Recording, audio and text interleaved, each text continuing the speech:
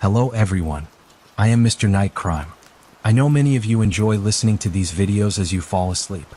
So before you drift off, I'd love for you to leave a comment, letting me know where in the world you're tuning in from. And if you're enjoying the story, don't forget to like and subscribe. Alright, now let's get comfortable, relax, and dive into tonight's case. Story 1. April 4th, 2007. April Jones is born to parents Coral and Paul. She was a bright and happy little girl who was the apple of her family's eye. It was discovered she had cerebral palsy when she was very young and required daily medication.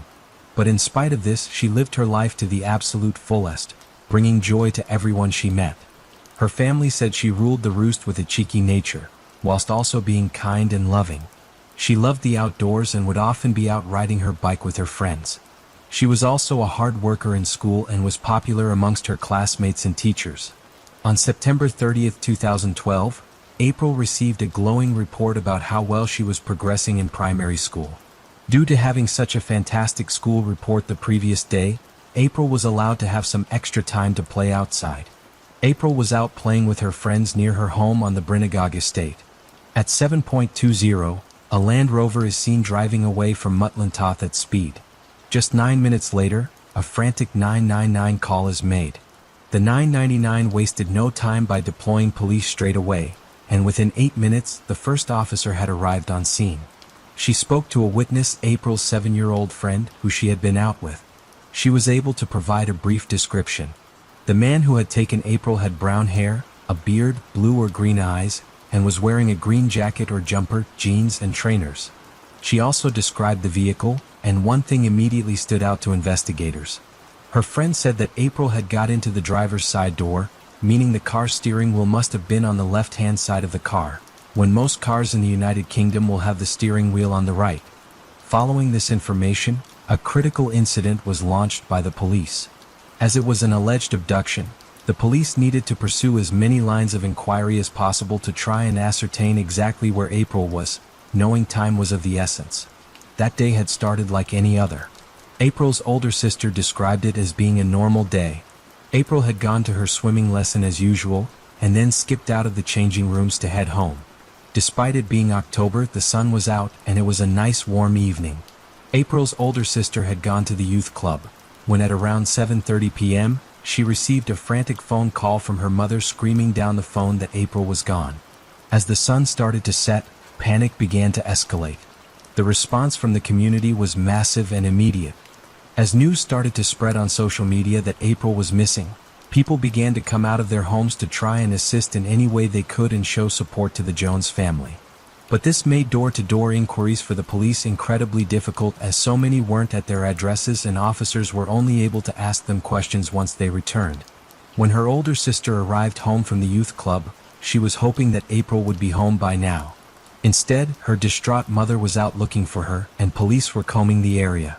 As the search efforts continued to mount, the media became aware that a 5-year-old girl had allegedly been abducted. The eyes of the country were fixated on the small little Welsh community as it had been rocked by something so out of the by 10:30 p.m. The police had put out an update saying they were increasingly concerned for April and were appealing for any information that could help find her. Hundreds of local volunteers gathered to join in the search after the news started to spread on Twitter and Facebook. Also high on the priority for the police was helping to support her devastated family. Police revealed more information about the circumstances of April's disappearance and said she was last seen wearing a purple coat and her school polo top. Refuge collection was suspended as workers joined in the hunt too. Hour by hour more people came out to help with the search, culminating in more than 100 local residents. The town, with a population of just over 2,000, was inundated with volunteers, with some traveling from South Wales and the north of England. Police said they wanted to make sure that search volunteers were used in a coordinated and effective way. April's family weren't allowed to take part in the searches in case they came across something, so the local community stepped up to help. One problem the search teams immediately ran into was the terrain. The extensive countryside, mountains, gorges, streams, waterfalls, and uneven ground made it an incredibly difficult place to search. There were slate mines in the area too, and all of these factors mixed with the rain presented a huge challenge for those trying to find April. An area of more than 60 square kilometers was searched, and there were more than 300 specific search areas. The police knew that if April had been abducted by a stranger, every second was vital to try and find her safe and well. 8 hours on from the initial 999 call being made, the police and community were still out searching, trying to find April Jones. 120 search officers were out and searched through the night. The morning after she had gone missing, they decided to activate the Child Rescue Alert, which puts on notice all police forces up and down the United Kingdom to be on the lookout for any unusual sightings of individuals who fit the description of April Jones and the person who had allegedly abducted her. Information was being distributed to other forces, including descriptions of both April and the alleged abductor, as well as the car her friends saw her getting into. This was the first time the Child Rescue Alert had been triggered nationwide. Within minutes of April's disappearance, the people of McCutland had turned out in their hundreds to help in the search. Alongside professional volunteers, they carried on through the night. There's a large number of people here this morning, and we are very grateful indeed for all of your help and assistance. And into the following day. It had now been 14 hours since she had last been seen, and there was still no sighting of the missing 5-year-old. Missing posters started to go up around the area, and police began to set up roadblocks to stop vehicles. As the investigation continued escalating, the police force found themselves under mounting pressure from the media to release more information.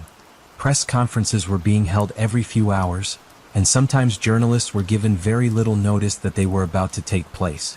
As the search continued, it was the task of Andy John, the detective superintendent, to try and find April's alleged abductor. After the friend of April had been allowed to rest, the police went back to try and get a more detailed description of exactly what she had seen when April went missing. It became clear that April had got into the vehicle with the assistance of the person driving, but it wasn't clear whether or not she knew them. Due to April having cerebral palsy, she wouldn't have been able to get into the car unaided. During the morning of the October 2nd, just one day after April had gone missing, the information continued to come through, and it all started to point to one individual, a local man named Mark Bridger. He wasn't someone who was known to local police. They received information that Mark Bridger and his vehicle had been in the area around the time the abduction was thought to have taken place. What immediately caught their eye about his vehicle was that it was a left-hand drive, just like April's friend had described. There had been information to suggest that Mark Bridger had actually been part of the search party that was out looking for April. More units were deployed, and a police helicopter was also used to try and find him. They had also received information about 4 potential addresses where he could have been staying. Officers went to the property simultaneously 20 hours after she had been reported missing, but could find no trace of April Jones or Mark Bridger. When they pulled up outside one of the properties, a cottage called Mount Pleasant, at 3 minutes past 3 in the afternoon, there were no vehicles at the house. An investigator went inside and called out April's name. There was no response. Bridger had only moved into Mount Pleasant 5 weeks before. At 4:30 p.m., the police made an announcement. Mark Bridger had been arrested. Police gave details of the arrest, saying he was detained while walking his dog along the side of the road after being spotted by the police helicopter at 10:42, a couple of miles away from where April had lived. Not once did he lift his gaze to look up at the police helicopter that was circling above him.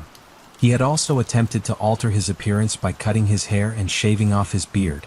It was about 30 minutes later that Bridger was spotted by a patrol car. After confirming his name to the officer, Bridger turned and said, "I know what this is all about." The police constable asked him, "Where is she?" Bridger replied, "It was an accident. I crushed her with my car. I don't know where she is." He was immediately arrested. Officers described him as being an emotional wreck. Despite being told he didn't have to say anything, Bridger said he needed to talk. "I've been looking for her all night and today on foot because my vehicle is in the garage. It is a left-hand drive Land Rover Discovery. I didn't abduct her. I did my best to revive her. I panicked. I didn't even know until this morning who she was until I saw the television. I just wish I knew what I had done to her, where I put her. I want to say sorry to the family. There was no life in her, no response, no breath, no response in her eyes. She was just on the seat. I tried to revive her. I would not have dumped her. She is a human being." He was transferred to Aberystwyth with police headquarters. The station was shut down to all other prisoners to ensure that the teams could be properly housed there and focus completely on the investigation. Following his arrest, Coral made an emotional plea to the public for their help to try and find April, alongside Detective Superintendent Reg Bevan. There must be someone out there who knows where she is and can help to please find her. We are desperate for any news. April is only 5 years old. Please help find her. In relation to this specific investigation, as I said earlier, we're pursuing a number of lines of inquiry, and Mark Bridger is one of them. And in relation to the images that I circulated to you earlier today, which was the Land Rover Discovery and Mark Bridger's photograph, can I again ask, did you see this vehicle between Monday evening and Tuesday afternoon? And do you know Mark Bridger, and did you see him during that period, Monday evening and Tuesday afternoon? And if you have any information, please contact us on the Child Rescue Alert line. Police said the overnight search involving 40 trained police officers, dog handlers and mountain rescue teams yielded no news on April's whereabouts. They thanked the public for their efforts but warned of the challenging conditions. Police later revealed the operation had been unprecedented in the UK in terms of scale and terrain. Neighboring forces and specialist teams were helping with a focus on over 20 scenes around the area. The operation led to 600 messages from the public to the police. Out searching till about 3 o'clock, they've gone home to bed for a couple of hours, and they've come back for 6:30 for daylight, ready to go again. And a search involved 100 mountain rescue volunteers, 100 police specialist searchers, as well as Coast Guards and the RNLI. I've got 2 people at you at this junction. Lovely. Police are going to tell the locals to stop. I don't think they're going to stop anyway because it's such a close-knit community. We just need to find her. It was soon time for the police to start questioning their prime suspect, father of 6, Mark Bridger. Shortly after his interview began, he elaborated further about what he had said upon being arrested. He told the officer that April was dead. He said he had run her over, knocking her off her bike, causing her significant injuries. He said in a state of panic, he had put her into the car and then tried to administer CPR, which had failed. He then said he drove off with April in the vehicle. Bridger stated he then lost his memory and wasn't able to tell investigators where April now was. He claimed he was drunk and could not recall what he had done with April's body, but he was sure he had put her somewhere safe. The police made the decision to not release this information immediately, as they needed to verify exactly what was true and whether or not Mark Bridger was being completely honest. Now that Mark Bridger had been arrested, police and crime scene examiners were able to secure his home and conduct a thorough search of the premises to try and uncover any clues as to exactly what had happened to April. Upon going into his home, the stench of detergents and cleaning products was immediately apparent, and it was unusually hot, indicating there had been a roaring fire in the living room fireplace very recently. On the footage taken of Bridger by the police helicopter, a plume of smoke could be seen rising through the chimney from the fireplace of his home. But despite the best efforts of investigators, there was no sign of April either in the property or any of the surrounding areas.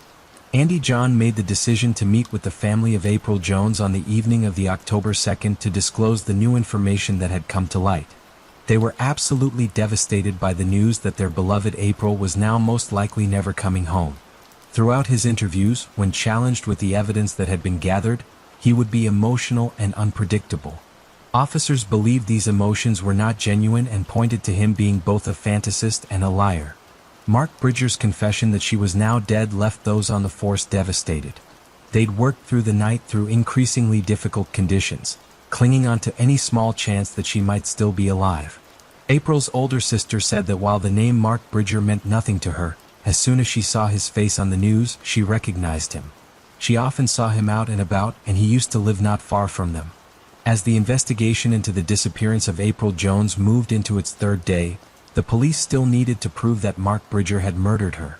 The investigating officers needed to establish any contact he might have had with April during the abduction, and obtain any forensic evidence they could. When the police seized his vehicle, they could find no evidence of a road traffic collision, and no evidence that the vehicle had struck anybody. Contrary to Bridger's account of April being seriously injured when he put her into the car, forensics could find no blood or traces of blood inside the vehicle. This solidified investigators' thoughts further that Mark Bridger's story of accidentally knocking her off her bike was nothing more than a calculated cover-up of a far more sinister turn of events. As the forensic examination of the car turned up nothing, they turned their attention back to the house, where they believed April had been attacked. They were able to find traces of April's blood inside the home, indicating she had suffered significant injuries at the property. They removed what was left in the fire pit in the living room, and were able to find 17 fragments of her skull, and 1 fragment in the bathroom plug hole, confirming the worst fears of everyone. Police did not believe that April's whole body was burned, but believed the fragments of bone got into the fire and bath during the cleanup. Searches of his house and laptop indicated that Bridger was a highly dangerous and predatory offender. This helped piece together why he had taken April to satisfy his sinister desires. His internet search history showed that he had an extremely unhealthy interest in children. He had computer folders filled with images of child sexual abuse, graphic depictions of rape, and pictures of previous young murder victims, including Holly Wells and Jessica Chapman, 2 10-year-old girls who were murdered in Soham, and 13-year-old Caroline Dickinson, who was raped and murdered in a French hostel during a school trip. There were some pictures available on his computer which officers believed had been taken from Facebook and other social media of children in the local area, including April and her older sister. Following this discovery, Jasmine remembered that Mark Bridger had actually approached her on social media several months before April was abducted. She was in her living room on her laptop when she got a Facebook notification. A new friend requested to come through. It was Mark Bridger. She didn't know him and showed it to her father. Paul knew him from the early 1990s when they had dated sisters, but he couldn't understand why he was adding his daughter. Coral also warned her not to accept the request. Jasmine deleted him, and that was seemingly the end of it. When the news started to spread that the case was now moving from a missing child case to a murder inquiry, around 150 people attended a church vigil for April, led by the Bishop of Bangor Andy John and Reverend Rogers. The despair and disappointment was evident. Reverend Rogers said, "There was over 150 people there, including the police, and we're very, very grateful to them for all that they are doing. It was very silent in there, and it was a very powerful and very moving service. The town was covered in pink ribbons in response to April's mother's appeal for people to wear her daughter's favorite color. Police renewed their appeal for information over suspect Mark Bridger's movements. Following this, investigators revealed that they had received more than 2,500 calls in response to their latest appeal for information. Prime Minister David Cameron said it was every family's nightmare and urged anyone with information to come forward and speak to the police. The time that officers had to question Bridger was rapidly running out. Police had until 5 p.m. to charge or release him, although they could apply for a further 24 hours warrant of detention. Bridger appeared in court in Aberystwyth at 3:30, where police were given another 24 hours to question him. Once again, the community came out in full force. Around 450 responded to a call for people with good local knowledge to search the villages around where April had lived. Volunteers were told to keep away from the river, the forest, and places such as which were being searched by the specialist teams. On Saturday, October 6th, 5 days after April had disappeared, Mark Bridger was charged with abduction, murder, and perverting the course of justice in relation to the attempt to conceal any trace of her body. The district Crown prosecutor from the Crown Prosecution Service said that following a review of everything that had been gathered, he believed they had sufficient evidence to charge Mark Bridger with the murder of April Jones, and that it is in the public interest to do so. I've also concluded that there is sufficient evidence to charge the defendant with attempting to pervert the course of justice and child abduction. This announcement led to mixed emotions. On the one hand, there was relief that the perpetrator had been caught, but also heartbreak not only for the Jones family, but for April, whose life had been taken in the most appalling way imaginable. But who exactly was Mark Bridger? He was born on the November 6, 1965 in Sutton, Surrey. He was the second of 3 children, and his father had worked as a City of London police constable. After attending secondary school, he went to Croydon College where he failed to complete a diploma in engineering. Bridger grew into a strong man, a very big build and over 6 foot tall. Accounts from people he worked with described him as sociable, hardworking, and charismatic. Others remarked on his apparent obsession with the military and how he had claimed to be a former Army bomb disposal expert who had changed his identity to protect himself from any retaliation from the Irish Republican Army. He also said he had been a serving member of the SAS. When interviewed by police over April's disappearance, he told them how he had excelled during his military service. But this was nothing more than an utter fantasy. Mark Bridger had never joined the Army or served in the armed forces. Far from being a distinguished veteran, as a teenager he had been in trouble with the police. For example, in the early 1990s he was convicted of criminal damage, affray and driving with no insurance. In 1984 he became a firefighter in London, but within 6 months he had quit due to what he called personal problems. It was around this time he allegedly split with his partner soon after the birth of their son. The split meant his parents could not get access to their new grandchild, causing a rift from which the family would never recover. Bridger would tell people in later years that his parents were dead. It was at this point that Bridger turned his attention to Wales. He knew South Wales because his grandmother had lived there. He had lived in several places where he had a variety of jobs, including bar work, being a chef, a waiter, a car recovery mechanic, and a forestry worker. After moving repeatedly, he finally settled in Macklintoff. Once there, he had worked a variety of jobs: kitchen assistant at a local hotel, a welder helping renovate a local guest house, a lifeguard, and a slaughterman in an abattoir. He had 6 children with a number of women, and just days before April was abducted, he had split with his latest girlfriend and was deeply upset about it. He claimed he turned to drink after relationship breakups and had been on antidepressants on and off for 12 years. The attention of women was clearly important to him. Hours before he took April, he contacted 3 women via Facebook asking if they wanted to meet, no strings attached. They also found in his search history, more disturbingly, at 12:11 p.m. Mark Bridger had looked at a cartoon image from his collection of pictures, showing young girls being sexually abused. One showed a girl bound with gaffer tape being raped by an adult. When his vehicle was recovered later, there was a roll of gaffer tape on his dashboard. The police now had a much more complete picture of what they believed had happened to April. When he abducted her, he wasn't aware that another child had witnessed it. At 8:30 p.m., that night his Land Rover was spotted arriving at his home in a village 3 miles from where April had lived. Police did not know if this was the first time he'd been home since abducting April or if he'd driven there directly after abducting her, killed her there, and then went out again to dispose of her body. This sighting may have not been the first time he returned home that day. The next day, shortly before 9 a.m., Bridger was spotted close to a riverbank carrying a black bin bag. A witness would later tell police she thought there was something in the bag. Later, he took his Land Rover into a garage to be repaired and pretended to help look for April before being arrested soon after. Fast-track DNA testing established that April's blood had been found at Mount Pleasant, most significantly on the underside of the carpet in the living room and in front of the wood burner. Police believe he probably sexually assaulted April before brutally murdering her and dismembering her body, disposing of her at various locations. As Mark Bridger had worked as a slaughterman in an abattoir, one theory was that he had used the skills he had gained there to dismember April's body after killing her. Bridger was due before the magistrates in Aberystwyth on the following Monday. The police said they remained focused and committed to finding April, adding that 10 specialist teams had been conducting a systematic and methodical search from daybreak on Saturday. Mark Bridger appeared at Aberystwyth Magistrates Court. A small crowd waited outside, and one man threw a bottle at the van that had transported him to court, while others shouted abuse. Bridger was later driven away to HMP Manchester, formerly known as Strangeways.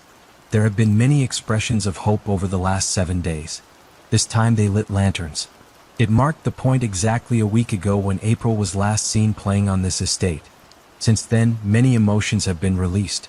6 months after April went missing, her family marked what would have been her 6th birthday by releasing pink balloons from the Bryningog Green, where she used to play.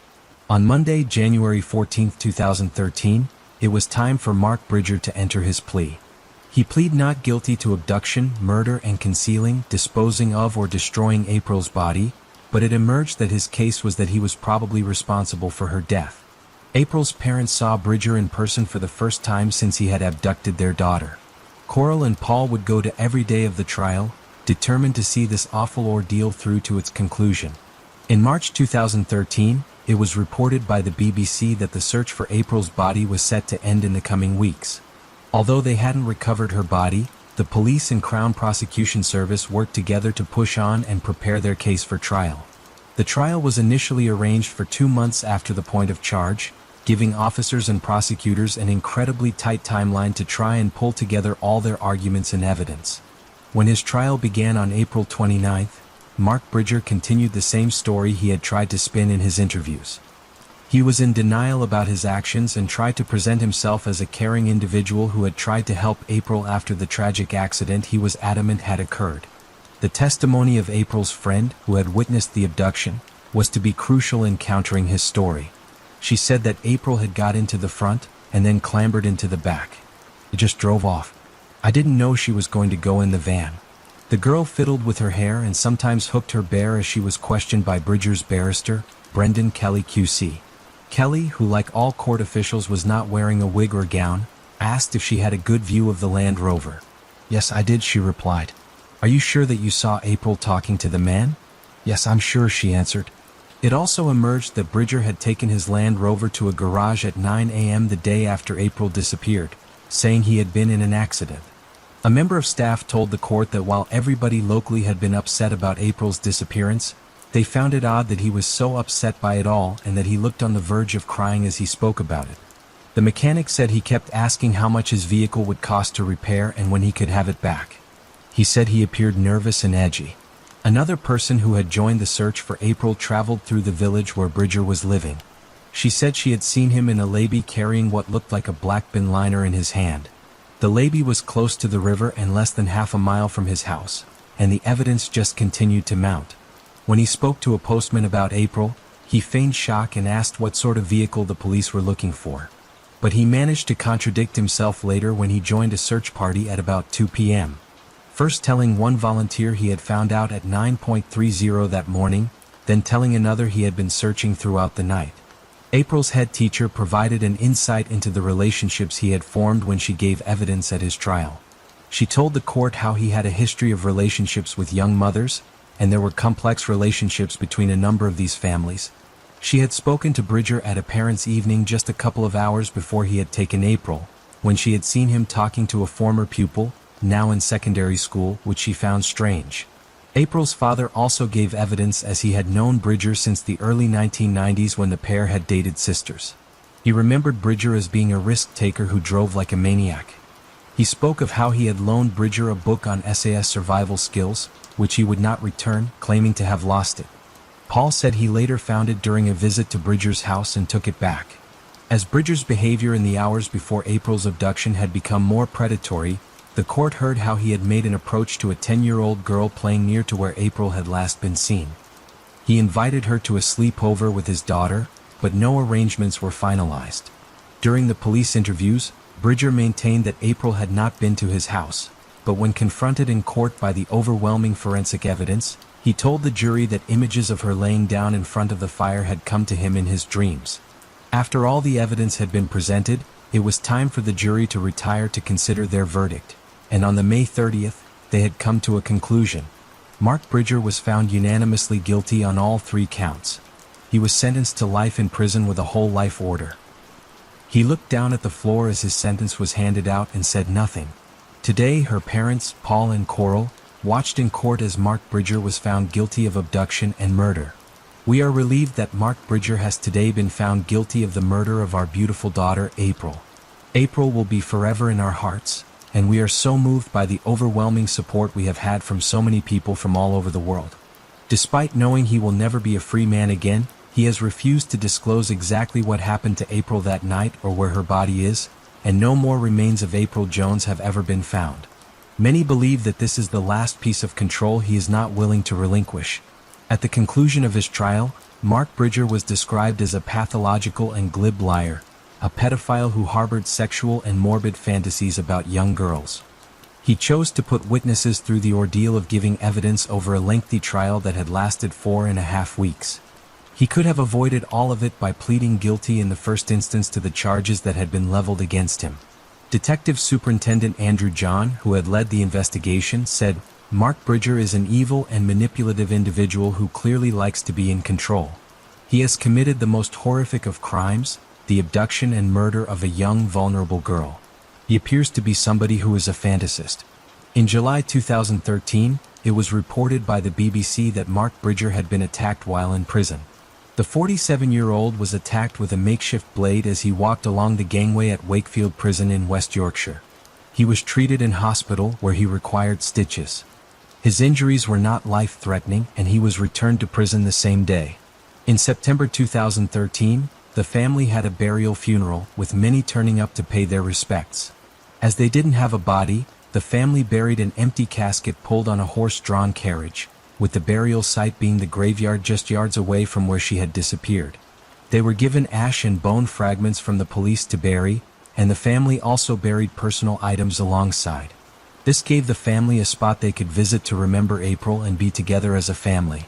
April's coffin made the 1-mile journey from the house to the church through the middle of town, passing pink ribbons along the route. Last October, the ribbons were the symbol of the search. Today they are a tribute to her, and hundreds of people who had joined that search joined the solemn procession. Parents here holding their children close, too many mourners to fit inside the church. In December 2013, the judicial office said that Mark Bridger had lodged an application for permission to appeal.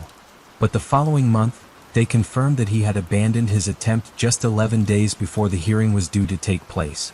In November 2018, leading search engine companies announced they were going to make it harder to find child abuse images online.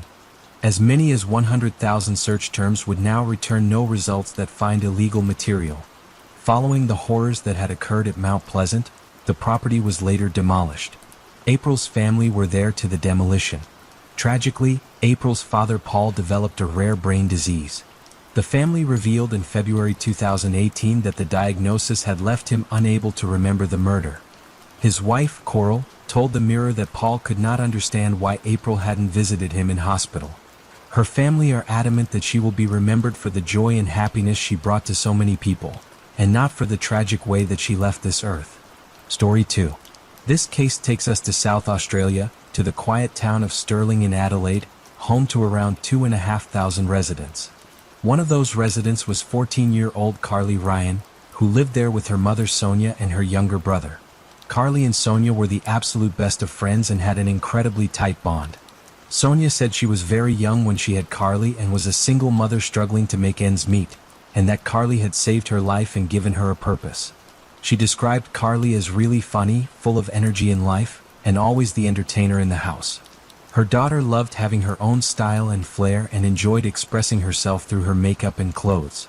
Her friends said she was full of kindness and always an open-hearted person. As Carly entered her teenage years, her friendship groups began to change, and a group of new friends she had made were described as a bit more experimental than Carly.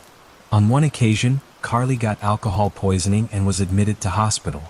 As soon as she was better and back at home, she told her mother how this had scared her, and it pushed her to make the decision to distance herself from this specific circle of people. Following this, she began looking for more friends, and the new and emerging social media platforms seemed like a great way to do this. Back in February 2005, social media and social networking was still very much in its infancy. It was a new age of exciting things that had never been possible before, being able to meet and talk to people online all over the world at any time of the day. And it wasn't long before Carly joined the relatively new MySpace. MySpace fast became the largest social networking site in the world, holding the title for several years. At one point, it was the most visited website in the world, surpassing even Google. She also joined Vampire Freaks, which started as a social networking site and then a clothing outlet as well. Carly would often tell her mom about the new friends she was making online and how excited she was to be talking to so many different people. One of those people was a 17-year-old called Brandon Kane. He went by the username Corrupt Koala and was an aspiring rock musician living in Melbourne with his dad.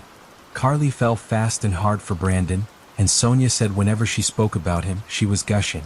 However, Sonia did notice the age difference between her young teenage daughter and Brandon, and kept an eye on their interactions as best she could.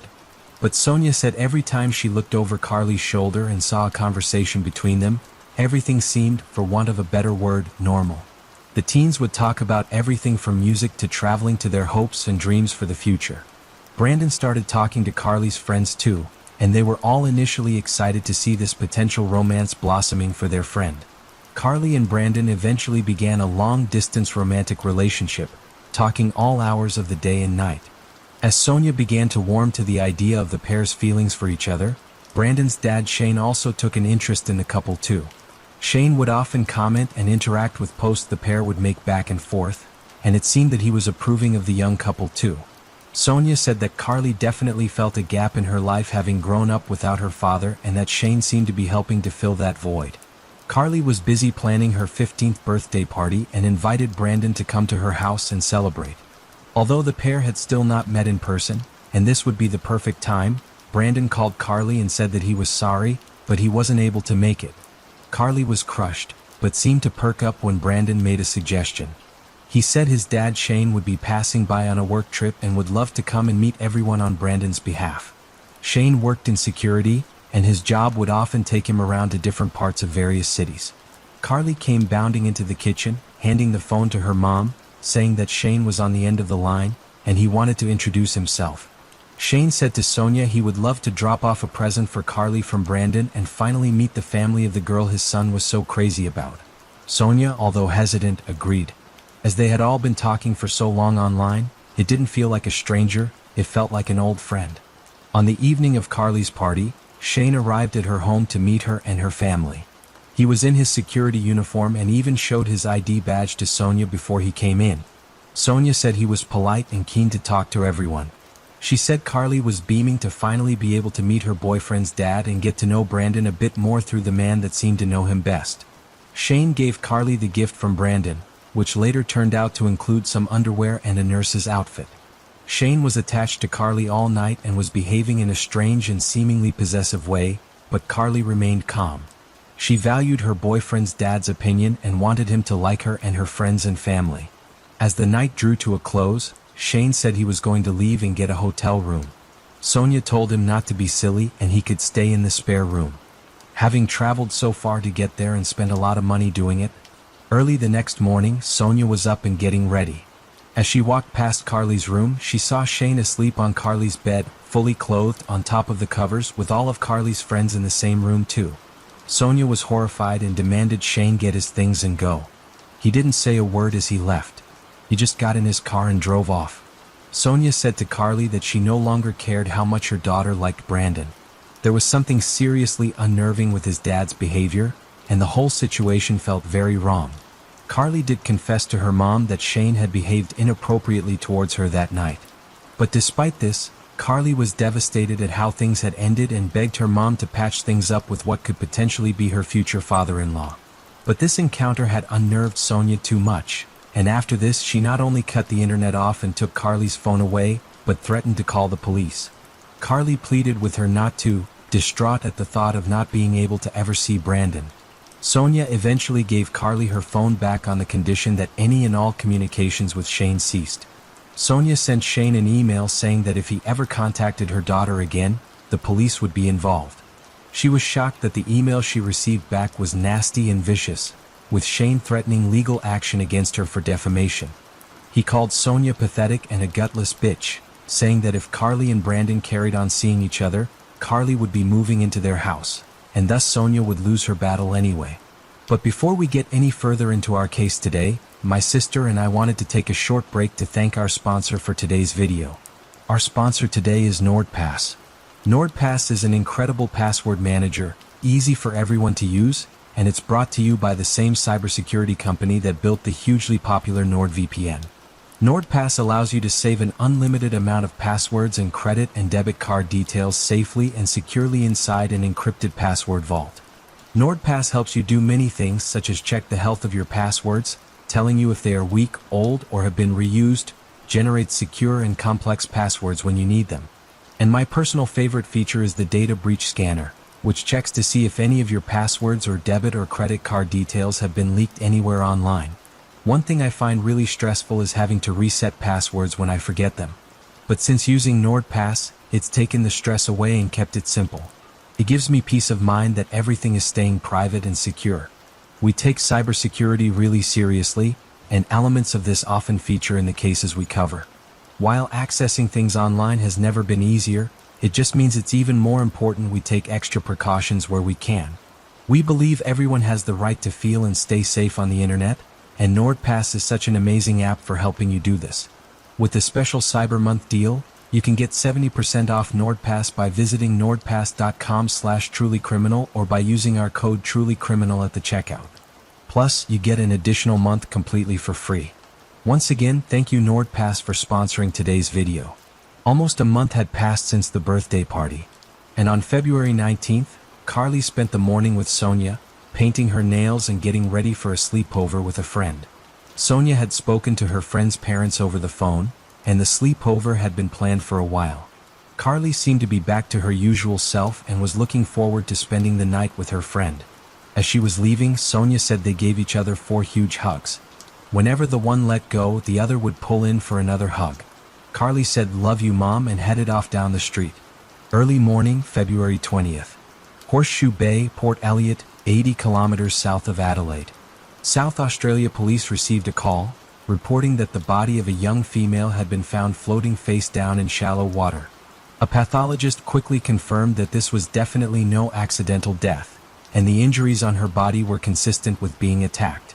Around 9 a.m., Sonia was trying to ring Carly, but her phone was turned off. Her teenage daughter was glued to her phone all hours of the day and night, and alarm bells rang very quickly. As she hung up the phone to try and call again, she received a call from an unknown number. "Is this the home of Carly Ryan?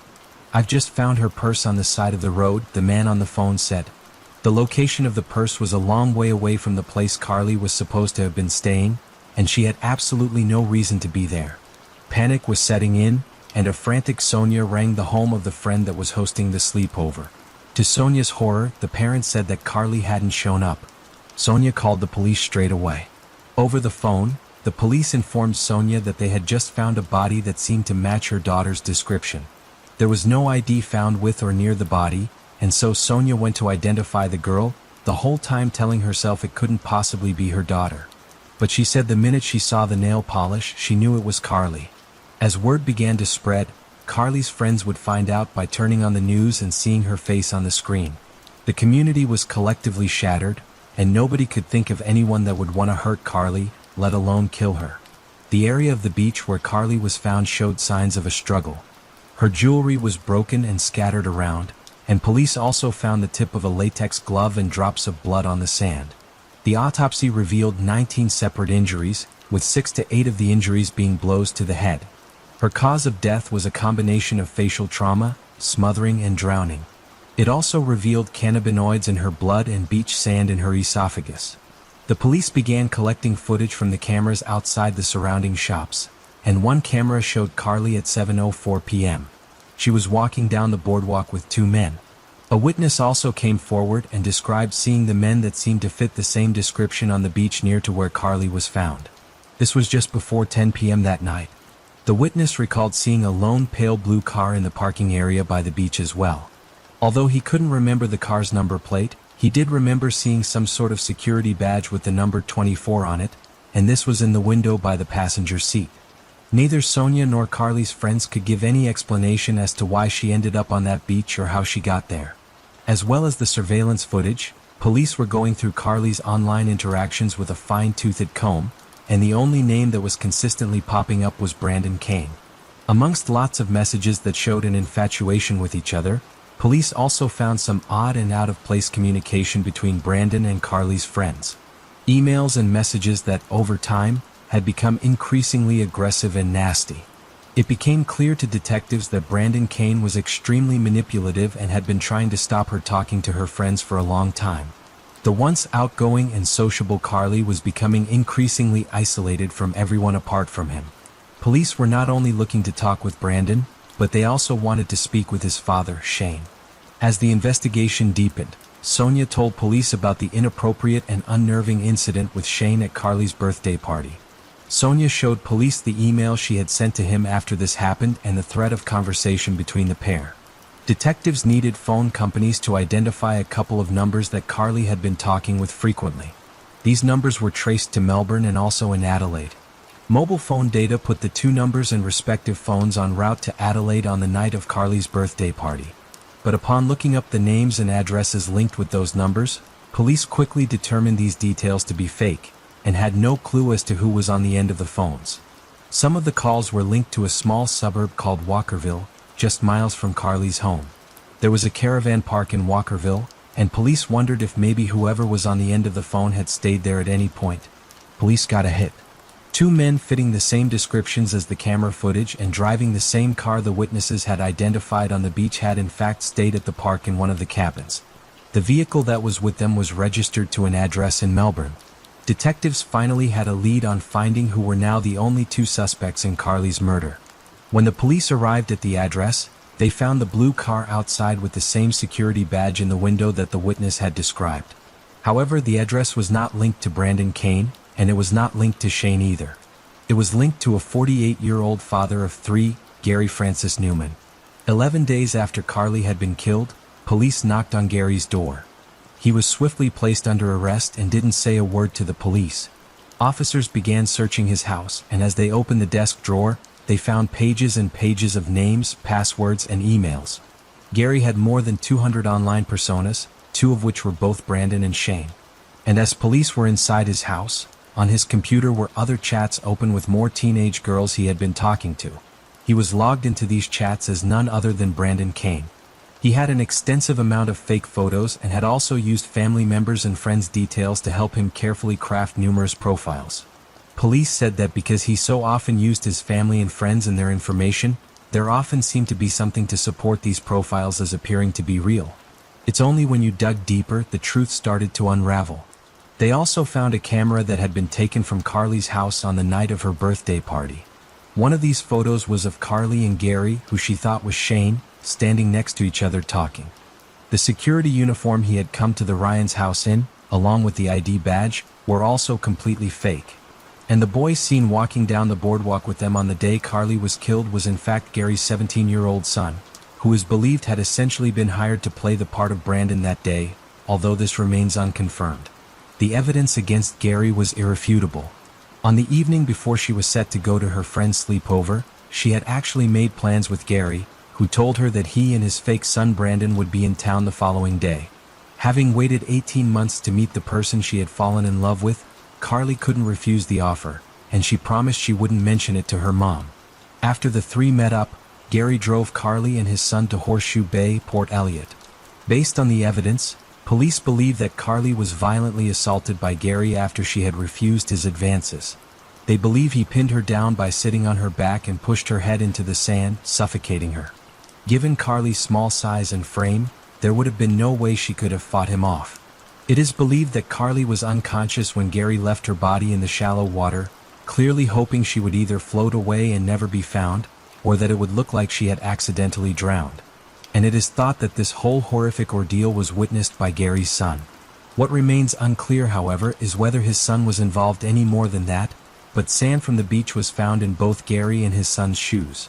Forensic experts determined that Carly was alive and fighting for her life for at least 30 minutes on the beach. Almost 3 years after Carly's death, in October 2009, Gary Francis Newman finally appeared in court. Both his and his son's identities were initially not revealed to the public or media. Although the press argued that the public had a right to know who had done this, Gary's identity remained concealed for a long time, and his son's identity remains hidden to this day. Gary asked to plead guilty to manslaughter, but prosecutors would not accept this plea. His now 19-year-old son also entered a plea of not guilty. Throughout the trial, Gary stated that he struggled with bipolar disorder and OCD and was asexual and actually not interested in sex at all. He claimed that he was like a father figure to Carly and that he had only chatted with her through his Shane profile, but never Brandon's. He blamed his teenage son for the Brandon Kane profile, saying it was him that made it, and was using it to talk to Carly and other girls. However, the prosecution said they believed that the Brandon identity was actually operated by both Gary and his son, either in conjunction or at different times. Gary admitted that he had met up with Carly on the day she died, and they did all go to the beach together, but he claimed that they had said their goodbyes and parted ways. He told the jury he had offered Carly a lift home, but she refused, and he and his son left her on the beach that evening. He even went as far to say he hadn't even heard about her death until 3 days later. And following this, he had phoned Crime Stoppers to try and help catch the killer.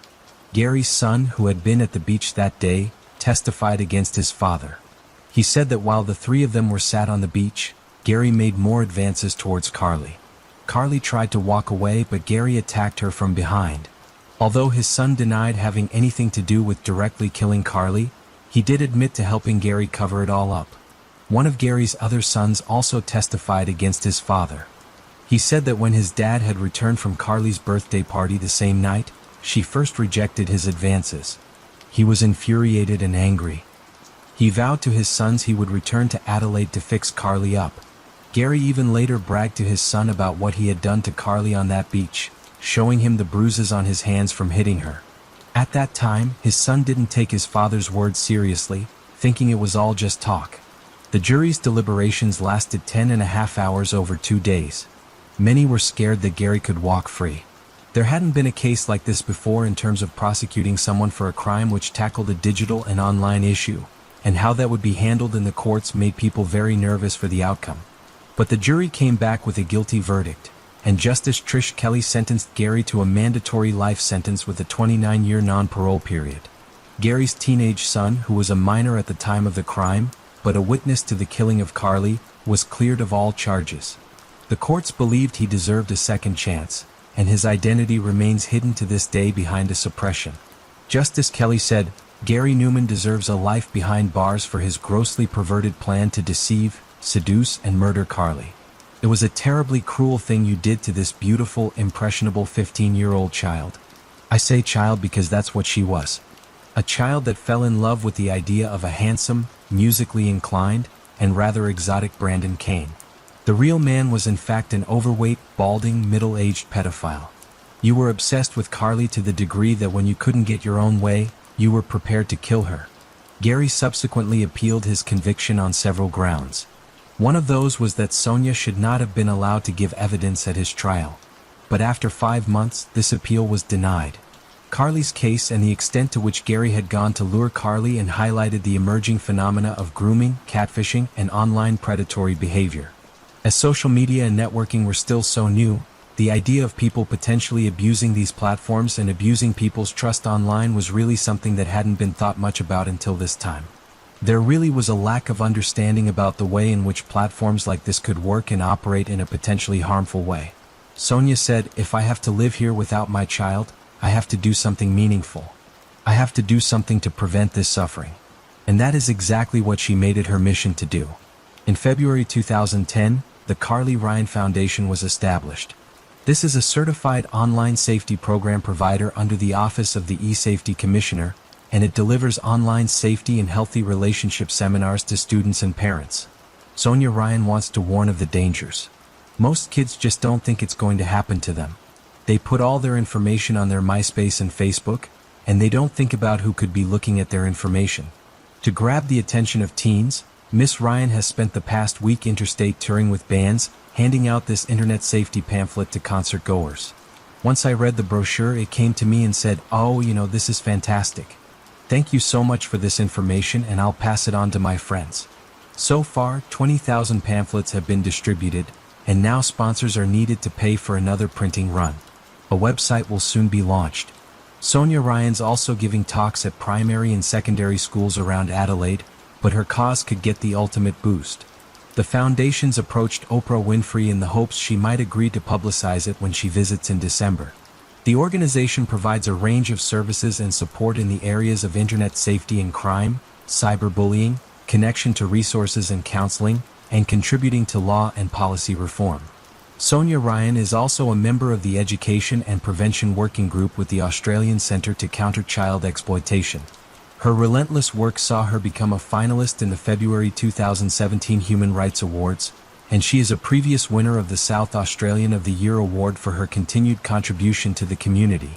Carly Ryan was the first known person in Australia to be killed by an online predator, and this prompted some serious legal changes. Is prevent harm. We want to give police the power to arrest, take DNA, seize technology before a child is harmed because currently they have to prove sexual purpose. So the issue there, I suppose, is you can have someone talking online and you have to, I suppose, wonder, and I'm sure this is part of your preachings to politicians, what real reason is there for someone of age? For an example, someone in their 40s to be lying about their age talking to someone, but at the moment no action can really be taken essentially, not until they have evidence of that sexual purpose. So, yes, there are so many people online. Police are dealing with this all the time, pretending to be, a 12-year-old or a 7-year-old child or a teenager trying to create connection and lure children. This is becoming, unfortunately, a really common crime in this space, and so what we want to do again is give police the power to intervene sooner. The current grooming laws basically are saying, we have to have that sexual evidence. after setting up the Carly Ryan Foundation in her daughter's honor. Eventually in June 2017, Carly's law would come into effect. This meant that people caught lying about their age online to minors could be prosecuted. In August of the same year, Carly's law was used for the first time when an already convicted pedophile in his 30s was found to be grooming children online posing as a young woman. An even stricter version of this law was then introduced a year later. The year the law came into effect, a patchwork quilt was hung up in Parliament. It was made out of Carly's favorite pieces of clothing and represented the 10-year fight for a much-needed change in the law. Sonia continues to fight for Carly's name to be remembered and her voice be heard. She hopes that Carly's law will save children from predators online and potentially even save their lives. She said, "I'm sure she's looking down at everything we're doing in her name. It's an incredible legacy for her, and to know she didn't go through that horrendous suffering for nothing. The children will now be saved in her name from terrible harm and suffering. I fought with every breath in my body for Carly's legacy. What else can a grieving mother do? It changes you forever." Story 3. This case takes us to Glucanera, just outside of central Athens in Greece. 20-year-old Caroline Crouch lived there with her 33-year-old husband, Bobish, and their 11-year-old daughter, Lydia. Caroline was described as a compassionate and caring but feisty person, holding a black belt in kickboxing. She adored animals and had adopted a husky puppy from the Marathon Animal Association when he was just 2 months old. She named him Roxy, and as well as Roxy, the couple also had 4 cats.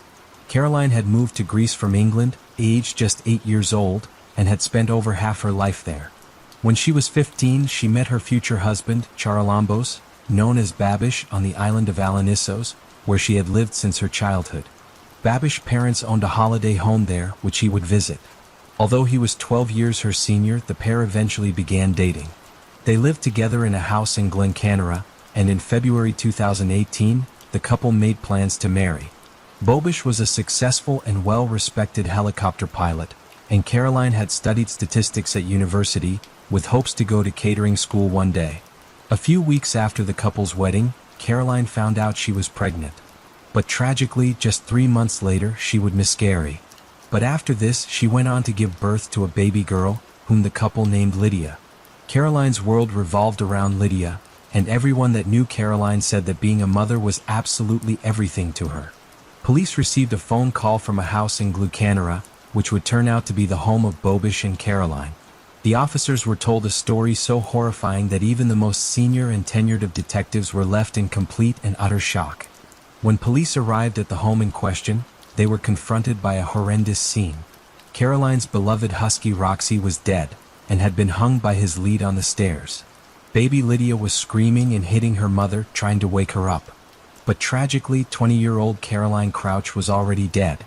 Her husband Bobish had been handcuffed and restrained. He had tape around his neck, mouth, and eyes. Bobish told police that a gang of men had stormed the home in the early morning hours while everyone was asleep, and a barbaric rampage had ensued.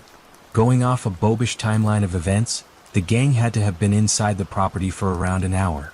Arriving there after 1:30 a.m., the gang held a gun to Lydia's head, forcing the couple to show them where the money was stashed. Bobish directed the gang to the money, gave them what they asked for, and begged them not to hurt his family. But despite the couple's cooperation, Bobish said that one of the gang members strangled Caroline with his bare hands, while Bobish was tied to the floor, unable to help her. He said after a while he could no longer hear his wife's cries for help, and shortly after this he lost consciousness and was left for dead. When Bobish regained consciousness, he used the small gap in the tape over his eyes to find his phone, and used his nose to dial the last number in his call logs. This number was for one of the couple's neighbors, but because the tape was covering his mouth, all that could be heard on the end of the phone when the neighbor picked up was muffled sounds. The neighbor headed straight over to the house and once inside helped Bobish to call the police. Earlier in the night, that same neighbor recalled hearing Roxy crying, but assumed he must have just been fighting with the cats. When police began their searches of the property, they found that the equivalent of over £10,000 in cash which had been hidden inside a Monopoly box had been taken, along with around £20,000 worth of jewelry. Bobish said the money was stashed inside the home as the couple had recently purchased a plot of land and needed to pay some workers. He thought that someone had either tipped this gang off, or someone inside the gang must have had some prior knowledge about this. The cruel, brutal, and barbaric nature of the crime sent shockwaves throughout Greece that soon traveled internationally. The police were just as horrified and commented on how rare crimes like these were in their country. Everyone was outraged and panicked, and the community reached out to offer their support to Babiš and the couple's families. Though the couple had cameras all around the house, there was little footage available, as the cameras did not appear to be working or turned on at the time of the robbery and subsequent murder. On an outside camera nearby, they did spot a car driving near to the home around the time frame they were looking at, so at least they had that to look into. Sadly, DNA evidence collected from underneath Caroline's fingernails proved to be inconclusive. There were no witnesses and no one heard anything apart from the neighbor that heard Roxy cry. Apart from Babiš's account and the camera outside, police had very little to go on. It was so hard. They didn't understand what you were saying. They tied us up, and from that moment on, we couldn't tell them where the money was. I don't know. I can't. Did you manage to get a phone call? When did you realize that your wife was still alive? When the police came in and took the bandages off my head. And your daughter? My daughter hasn't been hit. She went to the hospital early and she's fine. The story spread through the media like wildfire, and soon the whole world would be watching to see who would be arrested for these horrendous crimes. The pressure to solve it prompted government officials to announce a reward of €300,000. 3 days after Caroline's death, every shop, bar, and restaurant on the island of Alanisos closed as its 2,000 residents laid to rest the woman they had adopted as their own. Babiš underwent a listening test to identify the language the gang had been speaking. He was able to determine that it was either Albanian or a language from the former USSR. After looking at 150 photographs, he also managed to narrow down the list of suspects to just 10. There was an Albanian gang that had been at the center of some very violent robberies, often subjecting the victims to torture and beatings. In the 6 months prior, there had been several similar occurrences in the same area, and the race was on to find anyone linked or previously associated with this gang. Using their knowledge of the gang they were looking for and Babiš's list of suspects, police issued a statement about a specific suspect they were looking for. He was described as strong, around 5 feet 5 inches, with short blonde hair, who was a violent abuser who hates women. Police began investigating a potential link between him and another suspect who had robbed the house of Babiš pilot instructor 3 years before. The 32-year-old instructor said, "They came to my house around 10 o'clock at night in July. They are not afraid of anything. They are brutal and use their strength against women because they consider them weaker." Police said they were also hunting for another suspect named Yanis, who reportedly worked with the gang too. Shortly after Caroline's funeral, a Georgian man had come to the attention of Bulgarian authorities. He was at the border and had a fake passport on him. After taking samples from him, DNA evidence put this man at the scene of another home invasion that happened just 20 minutes away from Caroline's home and just 4 days before. It was very similar in nature given that both crime scenes were deemed to share the same modus operandi, but just as quickly as he was deemed a suspect in her case, he was ruled out at the same speed, when police could find nothing that tied him to the couple's home. Experts were fearful and said that as more time passed by, it was becoming less and less likely that they would ever find the gang responsible. Police sources told the local media that the evidence found at the home was so little. It was as if the burglars had bleached the entire house before leaving. Babiš was frequently in and out of police interviews as they scrutinized his timeline, trying to get more information. Don't be surprised, guys. Don't be surprised, guys. It was such a tragic moment. What are you asking for? Don't do anything to anyone else ever again. Did you ask them? We asked them. We told them where they would find the money. He also told the police everything about the couple and their relationship, but Caroline's diary would soon paint a very different picture. She spoke of an abusive and volatile home, and it turned out that Caroline had been trying to leave Babiš for a long time. She first told him she was leaving in July 2020 when Lydia was a newborn. She said she felt miserable and that she was looking for a new home, but she often changed her mind, saying she didn't want her daughter to grow up without her parents together. Babiš became even more controlling, allegedly installing a tracing app on her phone and accompanying her to her therapy sessions to listen in. The couple's counselor, Eleni, said Caroline told her she was looking for an apartment in central Athens for her and Lydia, near to a cooking school that she had dreams of attending. Eleni also said that Caroline was terrified of her husband hearing anything outside the room and used to check the doors were shut over and over again. Despite often seeking advice from her counselor, one day, out of the blue, Eleni received a message from Caroline abruptly asking to end their sessions. Later, it was claimed it was more than likely that this message had actually been sent by Bobish. According to Caroline's diary, the pair would fight bitterly, and things would often escalate quickly. One diary entry read, "Today my little one is a month old. It's also the day I told Bobby I want to leave. I feel awful." Another read, "I'm thinking of going to my sister. I don't know if I can keep going with Bobby. I love him so much that I can't leave him even though this relationship hurts me." It is said that Eleni urged Caroline to confide in her mother, but Caroline said she didn't want to disappoint her. 38 days after the violent scene was discovered, during Caroline's memorial service, Bobish was approached by officers, asking him to come in for some more questioning. He begged to stay, but police insisted, stating they had arrested someone and needed Babish to identify him. He asked what's going on, and his reaction is kind of strange and awkward.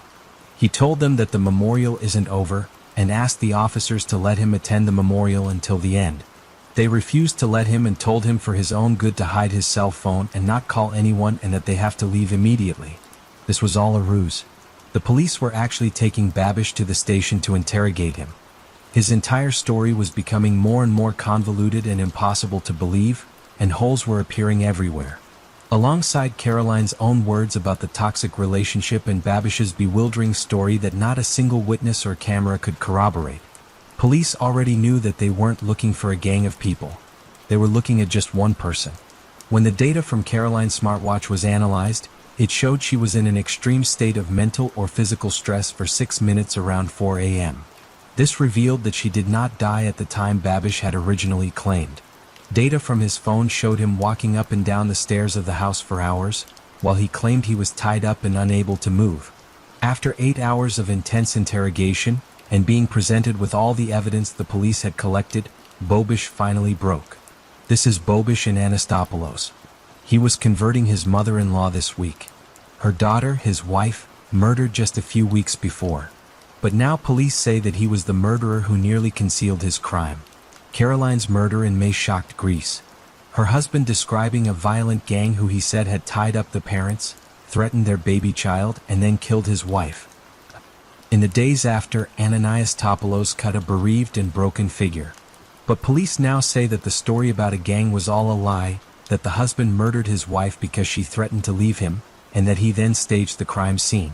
It's claimed that data from wearable fitness trackers showed that Caroline died hours earlier than her husband said, and also that Anastopoulos was walking around the house when he claimed to have been tied up. The examination of some evidence, and especially the digital evidence that we've confiscated from the site, gave us some clues, especially the evidence that showed movement of objects, in particular, the husband's phone during the same time he testified that he was tied up. For weeks, Greece has been shocked by the specter of a violent, murderous gang. If the police are right, then this horrendous crime instead comes down to the fury of just one man. He admitted that the robbery had been fake and that he had been the one to commit and stage the depraved crimes against Caroline and her beloved dog Roxy. Police revealed that they had immediately suspected Bobish of committing the crime after noticing his demeanor when they arrived at the crime scene on the morning of May 11th. Suspicion loomed from the start, Police Chief Petros Safaris said, to provide evidence. Bobish had courted the media, misled the police, and deceived the world in Caroline's distraught and grieving family. As well as Caroline wanting to dissolve the marriage and leave with Lydia, police wondered if there was another potential motive for the murder. Money. Babish lived a very lavish lifestyle. One people wondered if he could maintain. He and Caroline had recently been on a luxury holiday to Dubai, had spent the equivalent of £47,000 on land, and designed a £140,000 dream home. Just a week before Caroline was killed, Caroline's mom gave Babish €20,000. And sources also revealed that Babish may have been involved in drug smuggling in his helicopter, which was providing him with the money to fund his luxurious life. Caroline's father, David, does believe there is some foundation to these rumors. He said his daughter had a strong sense of right and wrong, and if she had seen or heard anything about this, she would not have kept quiet. Looking at the timeline of events and the data available, police pieced together what happened that early morning as best they could. At some point in the evening, Caroline had texted a friend telling them she was leaving Babish. Data from her phone showed that she had tried to book a hotel with her daughter to stay away for the night. At 12:35 a.m., Bobish was seen on the living room camera texting Caroline, who was upstairs. At 1:20 a.m., Bobish removed the memory card from the camera inside the property. The couple continued to argue over text for over 2 hours. At 4 a.m., Caroline's smartwatch suggested she was asleep. Just 1 minute later, the watch registered intense pulse stimulation. 11 minutes after this, Caroline's watch detected no further heartbeats. Her pulse rocketed by 50% at 4:05 a.m. As Babish suffocated her with a pillow, Babish then placed Lydia next to her late mother in an attempt to create a more compelling and shocking crime scene. Caroline had died at a completely different time to that Babish had reported. This gave him time to stage the robbery by throwing clothes around and pretending to loot the house. At some point, he drowned 7-month-old Roxy and hung his body from the stairs. 2 hours later at 6 a.m., Bobish made the call to report the fake robbery. A doctor confirmed that Caroline would have died in agony, and police said it was clear from the data on her watch she had fought for her life with everything she had. In a court appearance, Bobish first described smothering Caroline as a hug, saying she was trying to move away from him as they lay in bed, so he held her tightly. At one point, as her face was shaking on the pillow, her mouth and her nose were resting on the pillow, holding her in my arms until she stopped rocking, he said. It all lasted about 5 minutes from the time I hugged her until the moment she stopped rocking. I tried to wake her, rocked her, but it was in vain. Then I realized what had happened. He then said that he threw her down on the bed and pressed her face into the pillow until she passed out, before realizing he had killed her. His reason for this, he claimed, was to protect his daughter. He said that Caroline was violent towards Lydia and that he had acted in the heat of the moment to save her. I never wanted to lie. I did what I did to evade arrest, to protect my daughter, he said. It was a devastating and hurtful claim for those that knew Caroline to hear. Lydia was Caroline's life, and she worshipped her. She would simply never have acted in any harmful way towards her baby girl. But prosecutors say the killing was absolutely premeditated, pointing to the cameras that Bobish had disabled for the murder in Caroline's smartwatch data that suggested she was asleep when she was smothered. Bobish is charged with 2 felonies, the first being premeditated murder while in a non-agitated state of mind, the second being abuse of an animal. The 2 misdemeanors he faces are accusing others of a crime and repeatedly providing false testimonies. One of his lawyers resigned, telling reporters, "I do not desire to have anything more to do with the defense of this case for personal reasons." Babish remains detained in Greece's high-security Kordelos jail, awaiting trial. Sources differ as to the length of sentence he could receive if found guilty, but it has been stated that if the jury is satisfied it was not premeditated, then he could have his sentence drastically reduced. Caroline's death sparked outrage all over the world, but in Greece particularly. No more domestic violence. Domestic abuse has quadrupled since the country's first lockdown in March 2020, and Caroline's case seemed to force Greece to confront its problems with violence against women, the attitudes of society, the media, and even senior justice officials. The cases of femicide are usually the result of years of domestic violence that has not been treated and has not been answered in the correct way. Caroline's grieving parents Susan and David wanted to erase Babish in any way they could, starting by removing the word wife from Caroline's gravestone. It now reads mother and daughter. They were also granted full custody of baby Lydia. Babish parents were denied co-custody, but they were granted visitation rights of 5 days a month. Sources say that despite everything, it was the best thing for Lydia. Caroline Crouch had so much still to accomplish and so many plans for her future before her life was so tragically and brutally cut short. Her baby girl Lydia is now growing up in her late mother's childhood home, and David, Caroline's father, said Lydia is fine and, like her mother, grows more beautiful by the day. She is now walking confidently, eats heartily, and charms everyone. Story 4. In February 2004, Wife Swap USA took to the screens. Originally starting in the UK a year prior, the format was a success, and the reality show soon traveled overseas to be picked up by ABC. The premise was simple. 2 different households, usually with dramatically different lifestyles, swapped wives and her mothers, or sometimes husbands and her fathers, over. They would spend 1 week playing by the family's rules, and then the second week with the family playing by the rules of whoever had joined, before reuniting with their own families to discuss the experience. 4 years into the show airing in America, in February 2008, viewers around the world were introduced to the Stockdale family. ABC producers were searching for a bluegrass family band, specifically, and one that held strong faith-based traditional values. ABC found what they were looking for with the Stockdale family. The Stockdales consisted of Mother Kathy, aged 44, Father Tim, aged 48, and their children 19-year-old Calvin, Charles who was 16, 15-year-old Jacob, and the youngest son James who was 11 at the time. It's said that despite Kathy and Tim being initially reluctant to want to participate in the show, the four boys were eager for the experience. And eventually the family decided to take the ABC producers up on their offer. Kathy and Tim had moved from the big city to a secluded and rural area in a village called Beach City in Stark County, Ohio to raise their four sons. They lived on a farm on Dolphin Street, southwest in Bethlehem Township. Tim worked a full-time job, leaving the house every day at 5:30 a.m., and Kathy stayed at the farm to homeschool the children.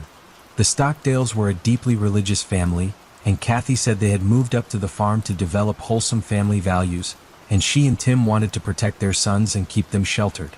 Each person participating in the swap has to leave a list of rules that acts almost as a manual and explains the family's dynamics. In this extensive write-up, Kathy explained that the children were banned from watching TV, playing video games, listening to music unless it was approved by Kathy and Tim, and they weren't allowed to date. "I have never been on a date," 16-year-old Jacob said on the show. "There's better ways to find out about girls than dating." The children were homeschooled so Kathy, in her own words, could control their character and education, away from any influences of other students or teachers. She said that they ate breakfast at the same time every day. But if her boys were not on time, she would give them 2 minutes to arrive, and then charge them 25 cents for being late. In order to earn privileges in the house, the boys had to complete chores to get tokens, which would go onto a chart on the wall. They could then exchange the tokens for things like listening to a family-approved radio show. By all intents and purposes, the family lived a fairly secluded life, having each other for company. Kathy said, "Life is not about entertainment and fun. I do not promote a lot of leisure time for the boys. A lot of emphasis in the teen world is placed on hanging out with friends.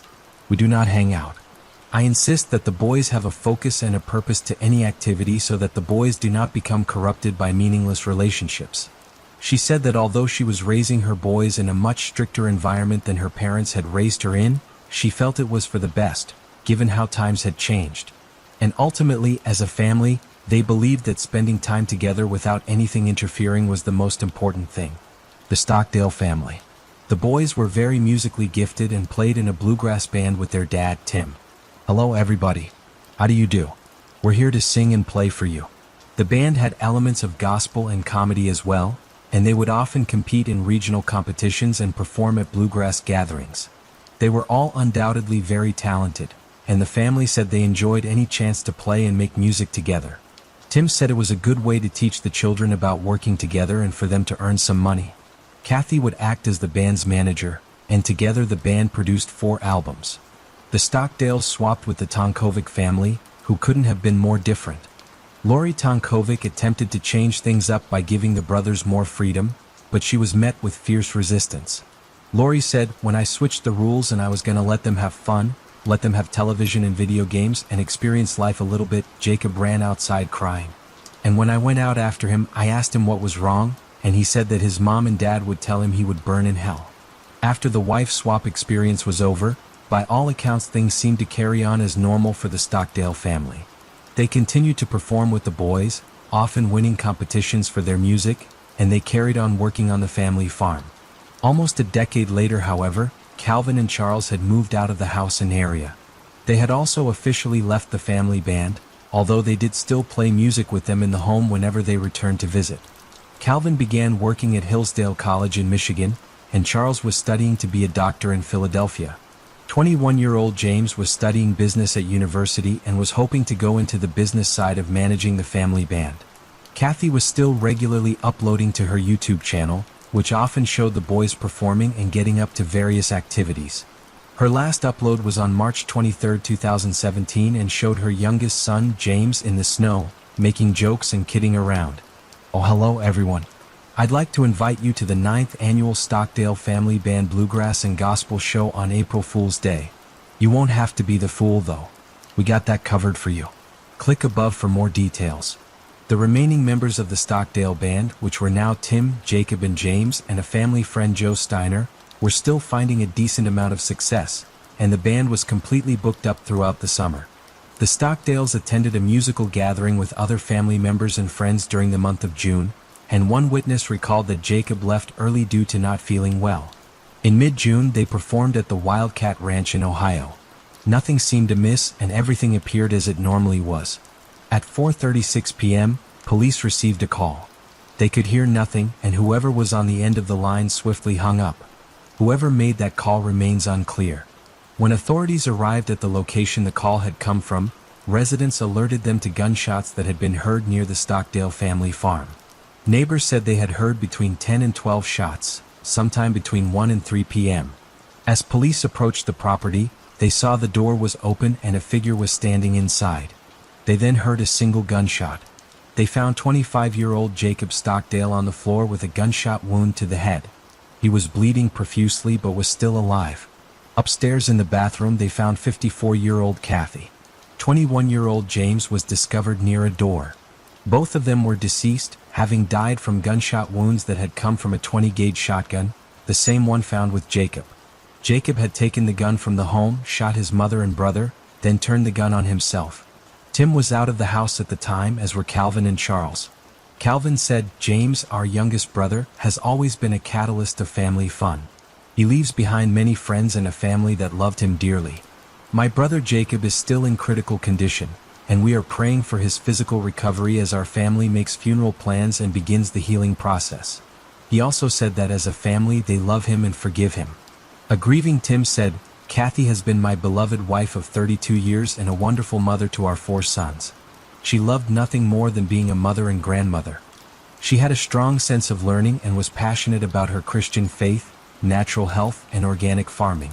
Late yesterday afternoon at about 4:36 p.m., our office received a 911 call from the residents. It was a landline call, not a cell phone call. It was a hang-up call. At that time, after we received the hang-up call, which we do in a number of cases on a daily basis, we responded deputies to the residence. Upon arrival at the residence, the deputies noticed that the front door was open. They gave verbal commands. There was no response, and at that time there was a gunshot that went off. After the gunshot went off, they tactically approached the house when some backup arrived and discovered that the suspect, Jacob Stockdale, had attempted suicide and shot himself when they arrived. They also discovered 2 victims in the home, a 54-year-old Catherine Barbara Stockdale and 21-year-old James William Stockdale. Both were deceased as a result of a gunshot wound. Deputies continue to investigate the case along with the Stark County Coroner's Office. Once we have more information available on the case, we will provide it to you. Currently, the suspect, Jacob Stockdale, is in Cleveland Metro in critical care. Any run-ins with Jacob prior to this incident? None at all. You haven't been there. No run-ins. Anything that seems like a really nice, wholesome family. What are you looking at? Any motive yet at this point? It's hard to, kind of surmise what the motive may have been. There's some speculation. We don't really want to get into that part of it, but, we'll continue to investigate this case and try to determine if there's a motive. Just do not know. Father indicated any issues that have been leading up to this? None at all. Mental health issues? Never mentioned any of that nature. Were you aware of this family? I know we're hearing a lot that they were performers. They were traveling around a lot. Were they? We're learning that as well. We were not aware of that when we responded. As was asked, we had never had a reason to be called to that residence in the past, so we don't have anything in our CD or any information that we've been there in the past. Jacob stayed in hospital for over a year, receiving numerous surgeries, including reconstructive and extensive treatment for his severe brain injuries. He had lost all sight in his left eye and was living with at least 7 metal fragments permanently lodged in his head. In September 2018, after over a year of treatments and medical care, Jacob was charged with 2 counts of murder, and he entered a plea of not guilty by reason of insanity. A grand jury decided not to apply the death penalty in his case. Having had a chance to review the previous report issued by Psychodiagnostic, I am also going to be filing the not guilty by reason of insanity plea and ask the court to order the appropriate evaluations for that plea also. In January 2019, Jacob attended a short hearing with his defense attorney, and his attorney requested a psychological evaluation of his client. After this, Jacob was placed in Heartland Behavioral Healthcare Hospital, a secure state psychiatric facility, because he was deemed not mentally competent to stand trial. He was assessed several times, but due to the brain damage after attempting to take his own life, the results were often differing. He tried to escape from the hospital twice, first in November 2019 by hiding in between book stacks, and a month later, when he was caught trying to blend in with people walking out of the institution. A doctor who had been asked to assess Jacob said he was confident that after a year of treatment in Heartland Healthcare, he should be competent to stand trial. The trial was still proving tough to get started for various reasons. Delays due to the COVID-19 pandemic had pushed everything back, and Jacob's complete silence during the hearings meant it was even harder to move forward. Mr. Stockdale, are you able to hear me? First of all, officer, can you hear me? Yes, Your Honor. We can hear you. Okay, thank you. Mr. Stockdale, I am Judge Frank Forshin. Are you able to hear me today? Okay. He is not responding. My first concern was whether they could hear, and the officer standing behind him can hear. Mr. Stockdale, can you see your lawyers here today, Mr. Kazanis and Mr. Graham? Okay. Again, he is not responding, but he is seated there. Mr. Stockdale, can you hear me first of all? Good morning, sir. Good morning. Okay. Are you able to respond to me today? Yes. Okay. Good. Good. I don't want to ask any more questions beyond that. The charges here are very serious, and as a judge, my job is to make sure you get a fair trial. And that's my goal in every trial. I don't prejudge anything, and I'm bending over backwards to make sure that you get a fair chance here. Okay. But when we get to competency issues and evaluations for sanity, the only way we can proceed is if you participate. I mean, you have to participate. You have two really good lawyers. I mean, they're not good lawyers. They're outstanding lawyers. And I would never have appointed them to you if I didn't trust them. And I can't say enough good things about them, but they can only adequately represent you if you work with them and talk to them. This may be a strange environment for everybody here, but the justice system does have to proceed in this case. I am setting the trial date, but I'm also going to have my staff contact Dr. Wood's office to get somebody out there to interview. Dr. Wood was sent in to assess Jacob. Due to hospital policies and COVID-19 restrictions, hearings and legal meetings were taking place over Zoom. But Dr. Wood was asked to go in person to talk to Jacob. Jacob was still not participating or answering questions. But after a long assessment, she eventually found him to have been clinically sane at the time of the murders. Yes, sir? Okay. In this particular case, there's been a report that has been filed in this case, just to walk through it, by Dr. Archangela Woods. It's her opinion, based on a reasonable psychological certainty, that you're not suffering from a severe mental defect at this time of the charge, and she lists her reasons. She indicates it's her opinion, beyond a reasonable psychological certainty, that Mr. Stockdale was not suffering from a severe mental disease at the time charged. She's indicating that Mr. Stockdale, in her opinion, based on a reasonable psychological certainty, he was not suffering from a severe mental illness or disease or defect at the time of the offense charged. And an opinion regarding lawfulness cannot be rendered because his defense is that he's asserting his innocence. So we have this report. We've done the competency. We've done several competency evaluations. We've now done the sanity evaluation. We have a trial scheduled for May 4th of this year. The defense, are you able, first of all, to get in to see your client, okay? Your Honor, we are not at this time able to get into Hartley. We are, however, able to have a Zoom call. Okay. After this, the trial was finally able to move forward.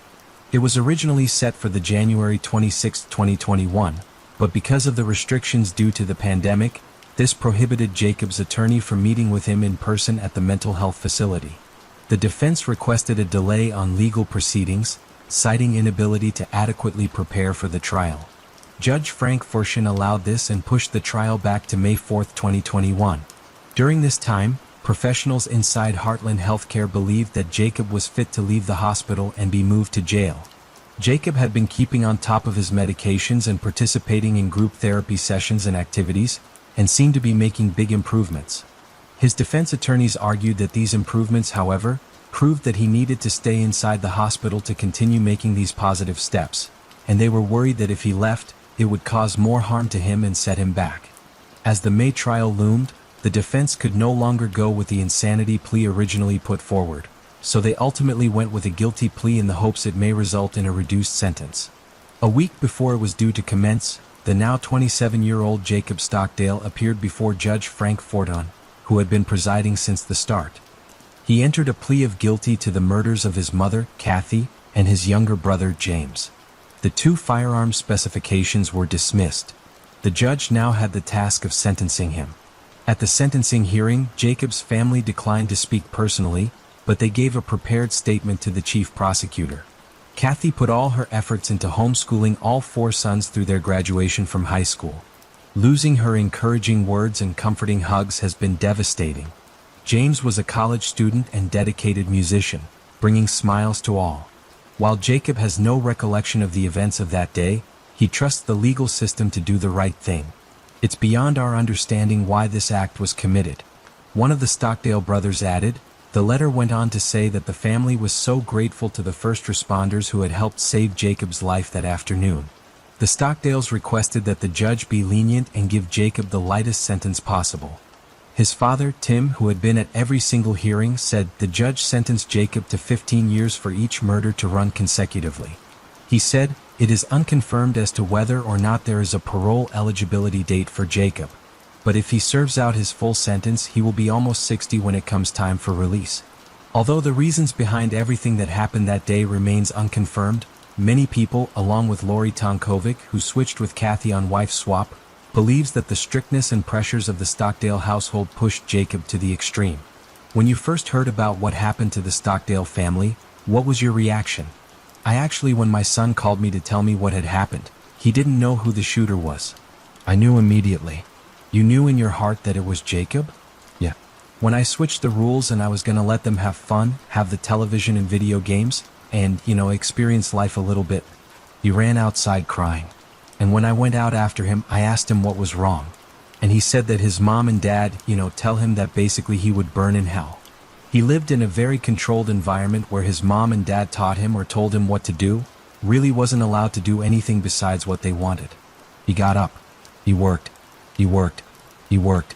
I guess homeschooled them, wouldn't let them go out amongst the society.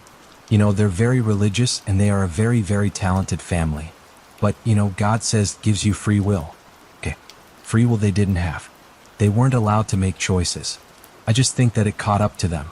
That being said, what happened inside the Stockdale family home that day will never be fully known. The small glimpse we got into the Stockdales' home life isn't enough to paint a complete picture of the family and their dynamic. There is a lot of speculation and rumors about why this came to be, how it happened, and what prompted it. But whatever happened and why, it is still a devastating ordeal for everyone involved in this case. Story 5. April 25, 2011. A call is made to 999, reporting that a house is on fire in Georgia Drive in Nottingham, England. 2 young boys have fled the house with the family dog as the fire rips through the building. Emergency services quickly arrive on scene and try to put out the blaze. As the fire ravages the house and the quiet suburban streets, word begins to spread that a woman has been found dead inside. One neighbor remarks, "You see things like that on the TV, but when you know the person, you just can't believe it." At about 7:30 that morning, fire investigation dog handler David Cross was paged with the control room, saying he needed to attend the nearest police station at around 9 o'clock for a briefing before the fire investigation team went down to the scene, with them arriving at the house at around 11 a.m. The police had cordoned off a large area around the estate, but there was substantial interest from the press. Journalist Rebecca Sherdley said that the first the media had heard of the incident was that there had been a fire on Georgia Drive. Many neighbors had come outside and reporters learned from speaking to them that the 2 young boys had managed to escape, but the lady inside had died. From the outside there was severe smoke damage to the windows. The source of the fire was quickly found. It appeared to be around a body that was lying on the bedroom floor. The task of investigators was to try and work out exactly what had happened. The older of the 2 children who lived at the house, who was just 14 years old, told the detective it was a horrifying and disturbing story. He explained that he had woken up in the middle of the night to use the bathroom. After exiting his bedroom, he had come face to face with a man in a mask who proceeded to throw a hammer at him before fleeing. He then said that he went into his mother's bedroom that was on fire, where he found that she had been attacked. In a state of panic, he grabbed his little brother before running out of the burning building. As the flames spread through the family home, the children went next door to raise the alarm. He then ran back inside to rescue the pet dog, but he was unable to get to his mother, and she was still inside as the house continued to burn. The badly burned body was recovered and then taken away for a post-mortem. Due to the fire, the body had to be identified using dental records. The victim was discovered to be 47-year-old mother of two, Jacqueline Bartlam, known to most as Jackie. After she had been identified, the next task was to determine how she had died. It quickly became clear to the police that the fire was not an accident. It had been started deliberately to cover up the fact that she had died of blunt force trauma caused by multiple blows to the head. Jackie's partner, Simon Matters, had heard on the news that there had been a fire at a house on Georgia Drive. Upon hearing about the fire, he sent a text message to Jackie's sister, who confirmed that Jackie was missing and that the remains of a body had been found in the fire. He raced back, not knowing the details about what had happened. As the news began to spread about what had happened that night, people began to hear more about the victim of this disturbing attack. Jackie Bartlam was a doting mother of two young boys. In 1996, she had given birth to her first son with her partner, Adrian, and the pair got married 3 years after. They would later have a second son together. They had a stable and comfortable life. They lived in a nice detached house in a middle-class area, and the children attended the local private school. But the happiness was not to last, however, as Jackie and Adrian's marriage would eventually end in divorce. Following the split, she had moved with her sons to another part of Nottingham. In May 2008, Jackie met Simon Matters on a night out. He didn't go out with the intention of meeting somebody, but he was soon smitten with her. Her loving and caring nature stood out to Simon, and he noted how she showed a genuine interest in people. The pair later became an item. By all accounts, Jackie was a loving woman who didn't have enemies. Nobody could understand why anyone would want to kill her in such a brutal way. Just 2 days after the terrifying house fire, the police announced that they had made an arrest. The full picture of what had happened wouldn't come to light until a name suppression order was lifted, allowing the press to name the alleged killer and give details on what had happened. This had been a meticulously planned and orchestrated murder. It wasn't a stranger who had broken in and savagely killed a woman at random. The killer was a child, Jackie's 14-year-old son, Daniel Bartlam. Daniel was born on November 11, 1996, with his little brother being born several years later. When he was just 8 years old, Daniel became obsessed with fictional gore and violence. As he began to retreat further and further into his dark world, he became more reclusive and isolated. He would spend the majority of his time in his bedroom feeding into his obsessions. He would watch his collection of horror films, with movies like Saw and Nightmare on Elm Street being frequently rewatched, as well as playing video games. Just 12 months after becoming obsessed with gore and violence, his life would be turned upside down. His parents' marriage fell apart, and the couple would later divorce. Daniel and his brother would go to live with Jackie. Jackie went out of her way to try and minimize the disruption, and continued to pay for his private schooling for around 6 months until it was no longer affordable. The divorce, as with many separating couples, had huge financial implications for the family. Due to the financial strain, she had to remove Daniel from his private school, and instead send him to the local comprehensive. Forensic psychologist Professor Kevin Brown said that as he had been removed from his private school and sent to a state school, he could have experienced bullying and feelings of ostracization from his classmates, as well as feeling a loss of status. It was also around this time of him changing schools that Simon and Jackie began to discuss moving in together, with them both selling their houses and buying one as a couple. But although they found several houses that they liked, they weren't able to find one that Daniel approved of. It was then too that Daniel's behavior began to change even more, becoming defiant and playing up. Daniel didn't chip in around the house and didn't do chores, with Simon describing him as selfish. Alone and frustrated with things happening that were outside of his control, Daniel began to isolate himself more and shut himself off from the world. Daniel also started to become more and more angry with the lack of attention he was receiving. His mother now had a new partner, and things were happening in his life that he couldn't control, all of which was feeding into his rage. He spent most of his time up in his bedroom, and nobody knew what he was doing up there. From around the age of 12, he was mending laptops for people, and that's what they assumed he was doing alone upstairs. He also made several YouTube videos. One person who became concerned with Daniel's increasingly odd behavior was Simon. He was concerned that Daniel was too young to be consuming such explicit and adult material at his age. Whenever Jackie attempted to discipline her son, he would often become violent in an attempt to regain control. On more than one occasion, Simon had to intervene to protect Jackie from her young son. Simon described one occasion where Daniel had started shouting at Jackie. He got so close to her face that Simon had to put himself between the two.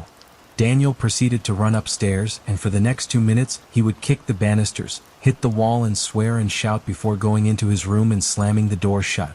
Jackie was so shaken and scared by her son's outburst. In February 2010, he was reported missing from home by his mother. Frantic with worry, she contacted the police, sparking a huge search to try and find him. He was eventually found at 1 a.m. by officers as he was walking back to the old home his family had shared before the divorce. The police took him back to his mother's house, where she was again back at square one. Jackie continued to bear the brunt of his increasingly worrying behavior. She found a smaller and more affordable house in the Arnold region of Nottingham. In preparation for the move, Simon helped Daniel pack up his old bedroom. He found plastic toy boxes that were full of urine and feces that had clearly been there for some time. He also found dirty towels that Daniel had used to clean himself that he had been hidden under the bed. Simon was horrified and became even more concerned for Daniel. He soon made another disturbing discovery. Hidden in a laptop bag were a load of Jackie's underwear that she had been looking for. Forensic psychologist Professor Kevin Brown has argued that this was not due to a sexual motive, but rather an attempt to gain attention. Daniel's strange behavior was also noted at school. Following an outburst of violence in May 2010, he was referred to the school counselor. After this, concerns would continue to mount. In his counseling sessions, he would speak about hearing voices and how the voices were telling him to hurt people. He discussed visions he was having of killing people and also spoke about how his school tie that he had called Fred had a life of its own and was trying to strangle him. He would also spend hours writing stories, with Simon saying some of them focused on children killing each other. He would draw pictures of people stabbing each other, with this taking place around a year and a half before the murder of Jackie. He had gone from consuming violent media to creating and producing it himself. As he moved into his early teens, he continued to feed into his fixation with violence and film. It was also around this time that he began to watch soap operas. Emmerdale and Coronation Street became ones he especially enjoyed, with one character in particular becoming an obsession for Daniel. The character of John Stape was a regular on Street who started in February 2007. He quickly became the villain of the show, involved in several major storylines including kidnap and murder, before being killed off in February 2011. One of these storylines involved him battering another character called Charlotte Hoyle with a hammer before leaving her body in the wreckage of a tram crash to cover up his crime. Other stories that Daniel wrote involved him being the most famous soap opera star that had ever lived and had been on a soap for 50 years, highlighting his desire for either fame or infamy.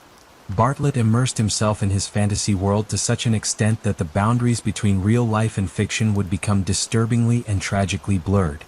By March 2011, just 6 weeks before the murder of Jackie Bartlett, a mental health assessment was carried out at Thornywood Child and Adolescent Mental Health Services.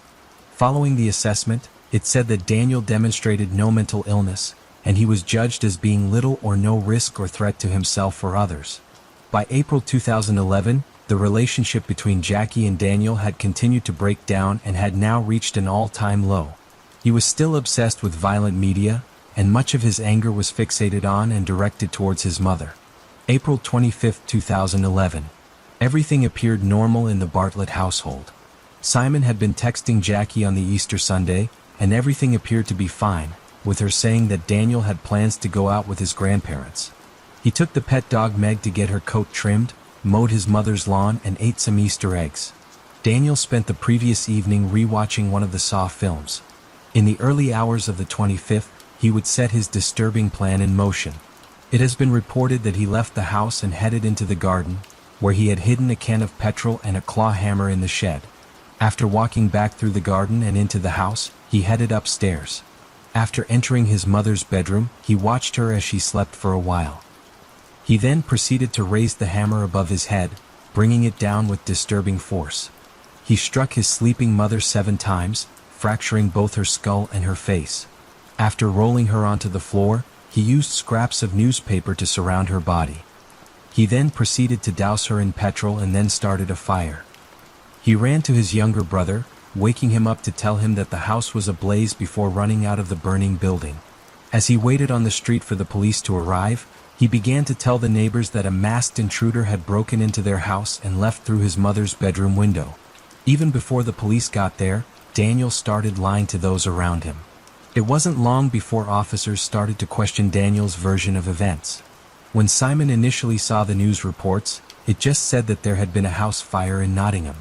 An hour later, it was confirmed that the fire had taken place on Georgia Drive, where Jackie had lived. Although it was yet to be confirmed exactly which house had been caught in the blaze, he said he knew it would be Jackie's, and he knew who would be responsible. Despite the best efforts of Daniel Bartlett to cover up his crime, forensics were able to find many pieces of evidence that pointed the finger solely in his direction. When the forensics team went into the home to search it, 2 hammers were found. One was a claw hammer, which following an examination was proven to be the murder weapon. The other hammer was a lump hammer that had been planted by Daniel to act as a red herring and throw the investigators off the scent. According to former Detective Chief Inspector Colin Sutton, who worked with the Metropolitan Police Force, the degree of planning that he had exhibited, from planning the murder to setting the fire, using a decoy weapon and adamantly sticking to his story, demonstrated a determination not usually seen in a 14-year-old boy who had committed such a serious offense. When examining his laptop, officers found even more disturbing evidence. Whilst he had deleted it from his computer days before the murder, officers were able to recover a story that Daniel had written.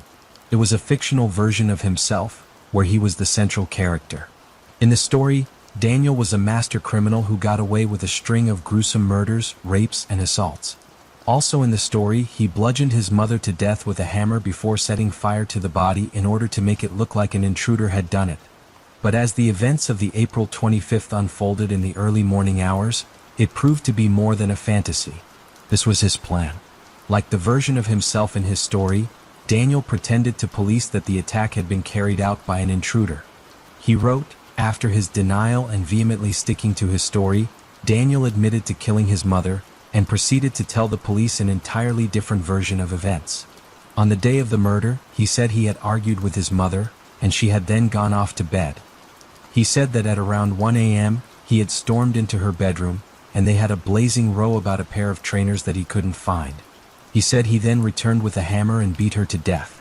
But the idea that this had been a spur-of-the-moment attack didn't match with what officers had found. His script showed this was not a murder that had come from a fit of rage. This was a planned and thought-out murder that had been meticulously plotted.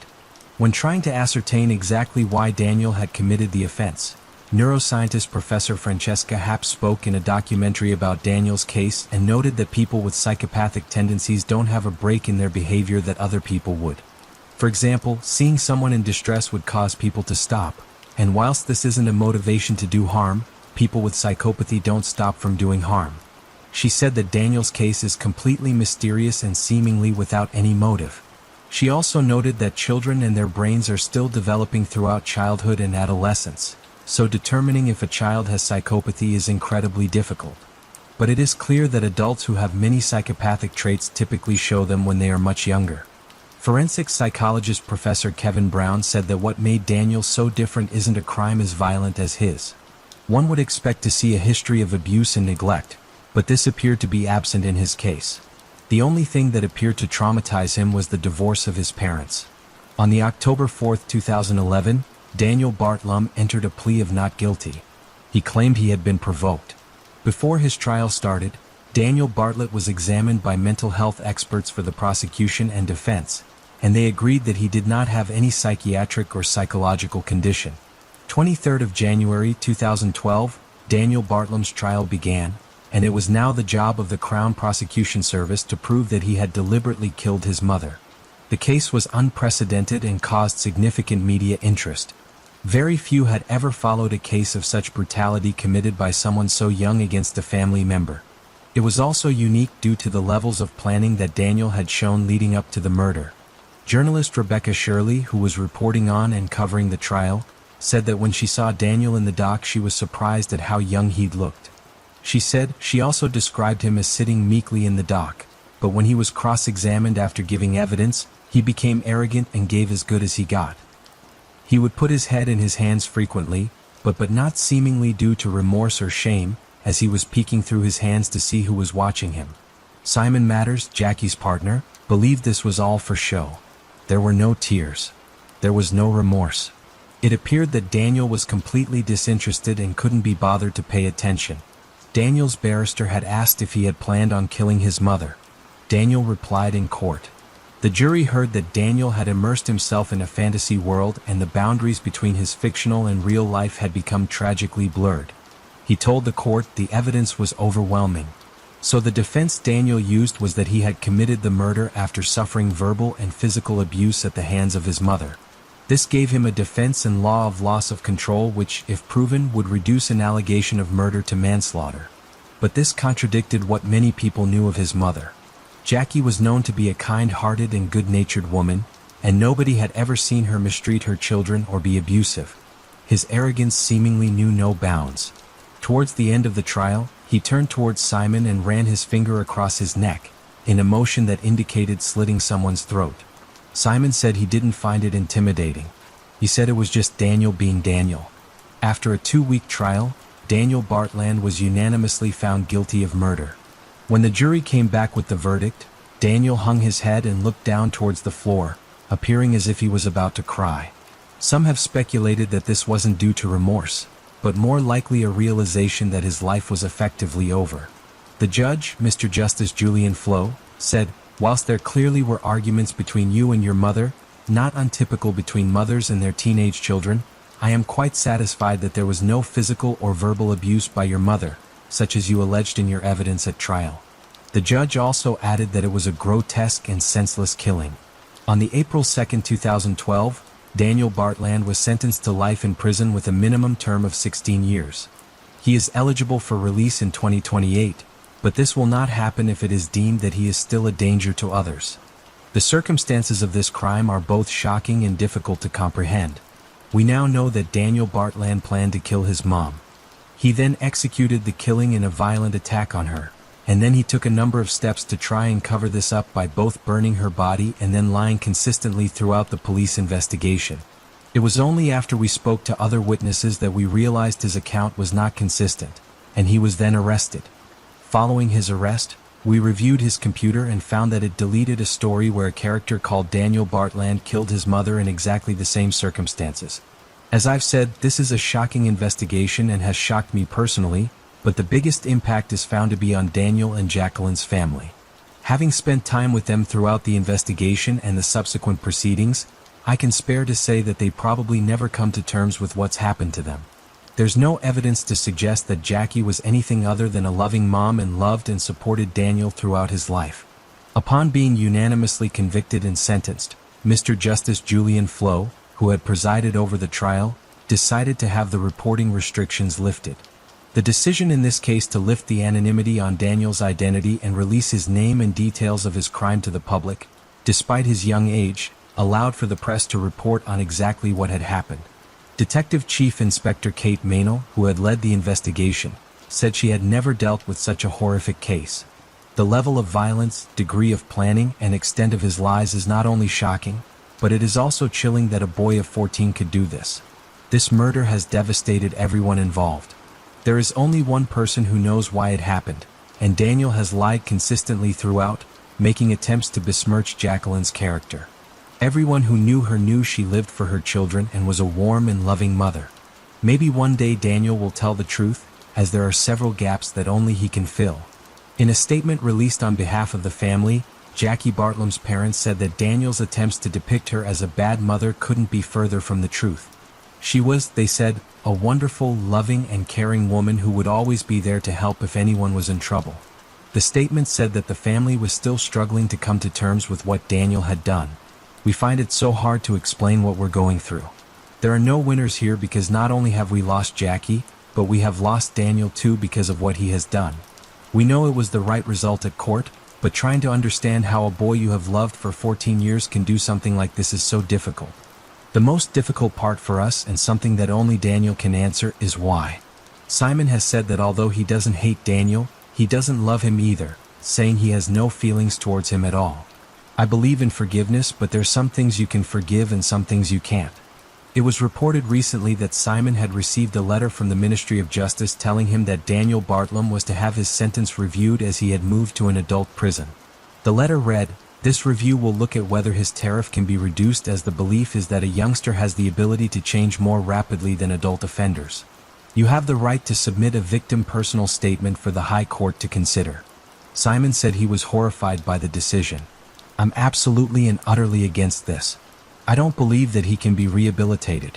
With what he did and the horrific nature of it, and the way he was so manipulative, my only fear is that he will have manipulated the parole board and pretended he's better. That's my only fear. I don't fear him. The facts of exactly what happened that night may never be fully known, as there is only one person alive who knows the truth, and that is Daniel Bartlam. What we do know is that those who knew and loved Jackie are determined that she will be remembered as a loving mother and partner who cared deeply for people, and not by the tragic and appalling way that her life was taken. Story 6. According to official figures, more than tens of millions of people go missing every year around the world. About a third of them are found alive and unharmed. Almost half of them are found after a while dead as a result of accidents or murdered, and about 2 million people disappear without a trace every year. The latter are usually found neither alive nor dead, even after many years. The story of Agnes Clavina made a lot of noise in February, when a young and very attractive woman, who was having fun in a club with friends, as if vanished into thin air. Everyone who might have been involved seemed to escape any responsibility. However, in 2023, 9 years after the tragedy, the case took a completely unexpected turn. But let's get to the bottom of it. Who is Agnes Clavina? Our today's heroine was born in 1984, July 8, in the capital of Latvia, the city of Riga. She grew up in an ordinary family and became the youngest of 2 daughters of her parents. Agnes' own sister Greta was only a couple of years older than her, so the girls were always very friendly and almost inseparable. The parents did their best to give their daughters a good education and let them realize their dreams. Agnes grew up a sociable, cheerful, and very active girl.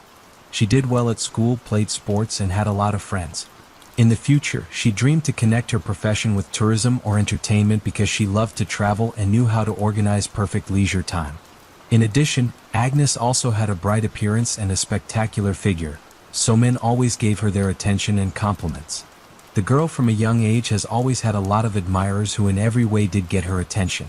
After graduating from school, Agnes worked for some time in the service industry while attending language courses and studying to be a tourism manager.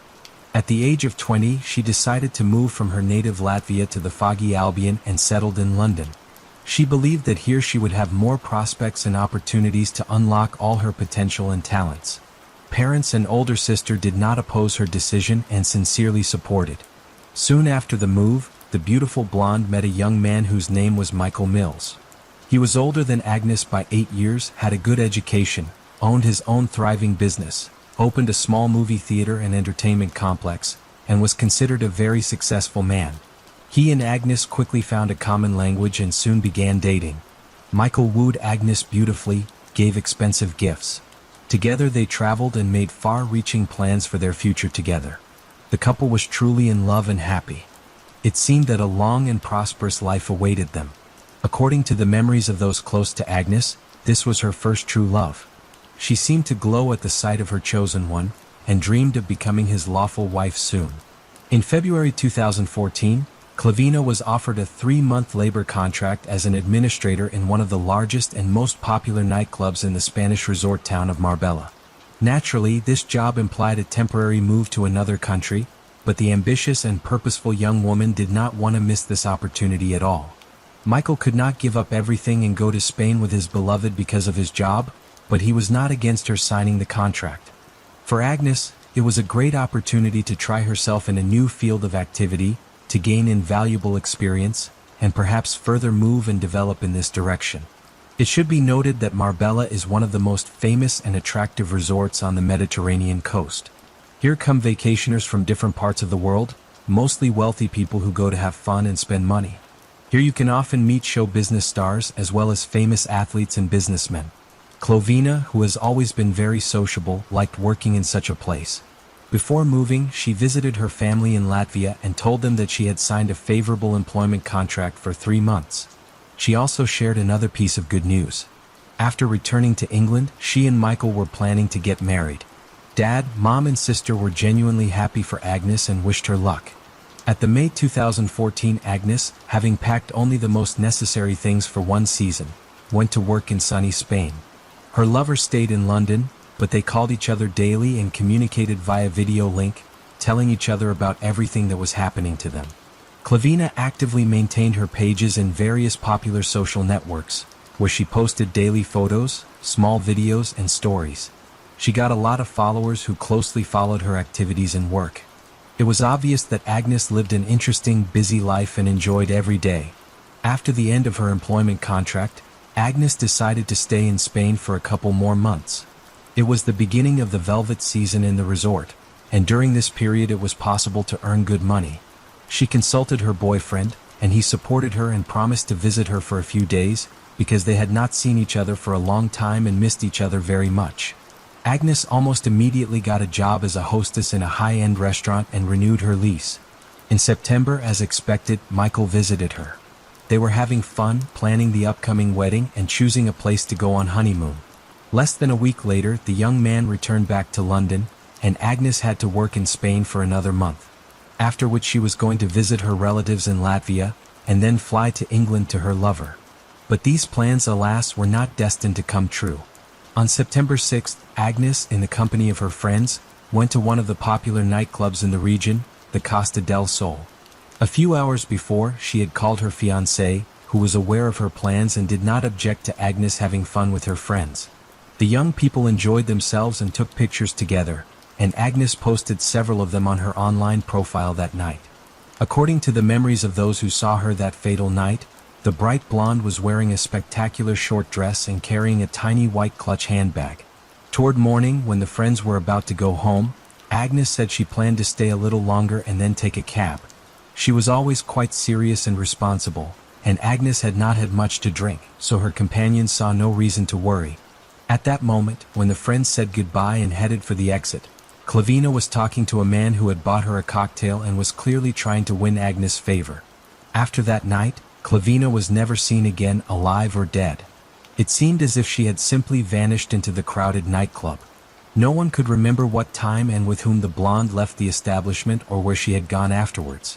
The next day, Agnes did not show up at work, and when trying to contact her, it turned out that her phone was switched off. Colleagues and friends were the first to raise the alarm, but the police were slow to respond to their missing persons report. Toward evening, a worried Michael called Agnes' mother and said that he had been unable to contact his fiancée all day, which had never happened before. The next day, Agnes' parents and fiancé jointly tried to contact the Spanish police to report the disappearance. However, they were told that the relatives had to file such a report in person, otherwise it would not be considered. After these words, Michael and Klavin's family took the next flight to Marbella. In the end, the missing persons report was filed by the family only 5 days after Agnes had disappeared without a trace. The first thing that was checked was the apartment Agnes had rented, but it looked as if the owner had gone out for a while and would be back soon. Documents, money, and a few expensive pieces of jewelry were in their places. The refrigerator was stocked with prepared food, and on the bed were several outfits from which Agnes had chosen what to wear to the club on her last night. It was obvious that Klavina had not been in her apartment since the day she had gone out with her friends. Her phone had been turned off, she had left no more posts on social media, and she had not responded to any messages. It was only then that the police began investigating the disappearance, but precious time was irretrievably lost. Agnes' friends and family began to post flyers all over the city with her picture and requests for help in the search. The story was also picked up by the media, featured on television news programs, and Agnes' pictures were on the front pages of local newspapers. The first leads and clues emerged after the police studied the footage from the CCTV cameras located inside and outside the entertainment venue. However, there were also some problems with this because all the files had already been erased by that time, and the police had to ask for help from specialists in order to restore them. But the efforts were not in vain, and on one of the recordings, made by a camera located at the exit to the parking lot, it was seen how Agnes, around 6 o'clock in the morning, leaves the club with a man, and does it clearly not of her own free will. This last footage, which showed Clavinia alive, was to be studied in detail, but the closer the experts looked at them, the more frightening they seemed. Agnes was being led by a man of large build, and it was obvious that she was walking with him under compulsion, because he was holding her tightly by the waist. Agnes looked frightened, tried to break free several times, and said something emotionally, but her companion persistently led her to the parking lot, where he literally forced her into his Mercedes A63 with tinted windows. At the moment when the big man was pushing her into the cabin, it was visible that another man was already inside. While the first man was heading for the driver's seat, Agnes managed to open the car door, after which she tried to get out and escape. But at that moment, the doorman who was standing next to her came up, and the driver gestured and said something. The doorman pushed Agnes back into the car, after which the driver handed him something, apparently a cash reward for his help. About 6 minutes after Agnes was in the car, her phone was switched off and was never switched on again. It was also impossible to trace the further movement of the vehicle because there were no CCTV cameras along the way. It became obvious that the men who were in the cabin were the last to contact the missing beauty. Surprisingly, the case was given a high level of secrecy from the start. Everyone involved in the investigation signed non-disclosure documents, and information was not only kept out of the press, but even Agnes' loved ones were hardly ever given any information. For the first few months, parents and fiancé were kept in the dark. They were only told that the investigation was underway, and that it was too early to draw any conclusions. But judging by the fact that Agnes had not given any information about herself during this time, there was little hope that she was still alive. Michael periodically gave interviews in which he asked for help in finding his fiancée, but no one ever responded to his requests. Only 6 months later, the relatives were shown the very footage from the club cameras, as well as the names of all 3 men who had last contacted Agnes.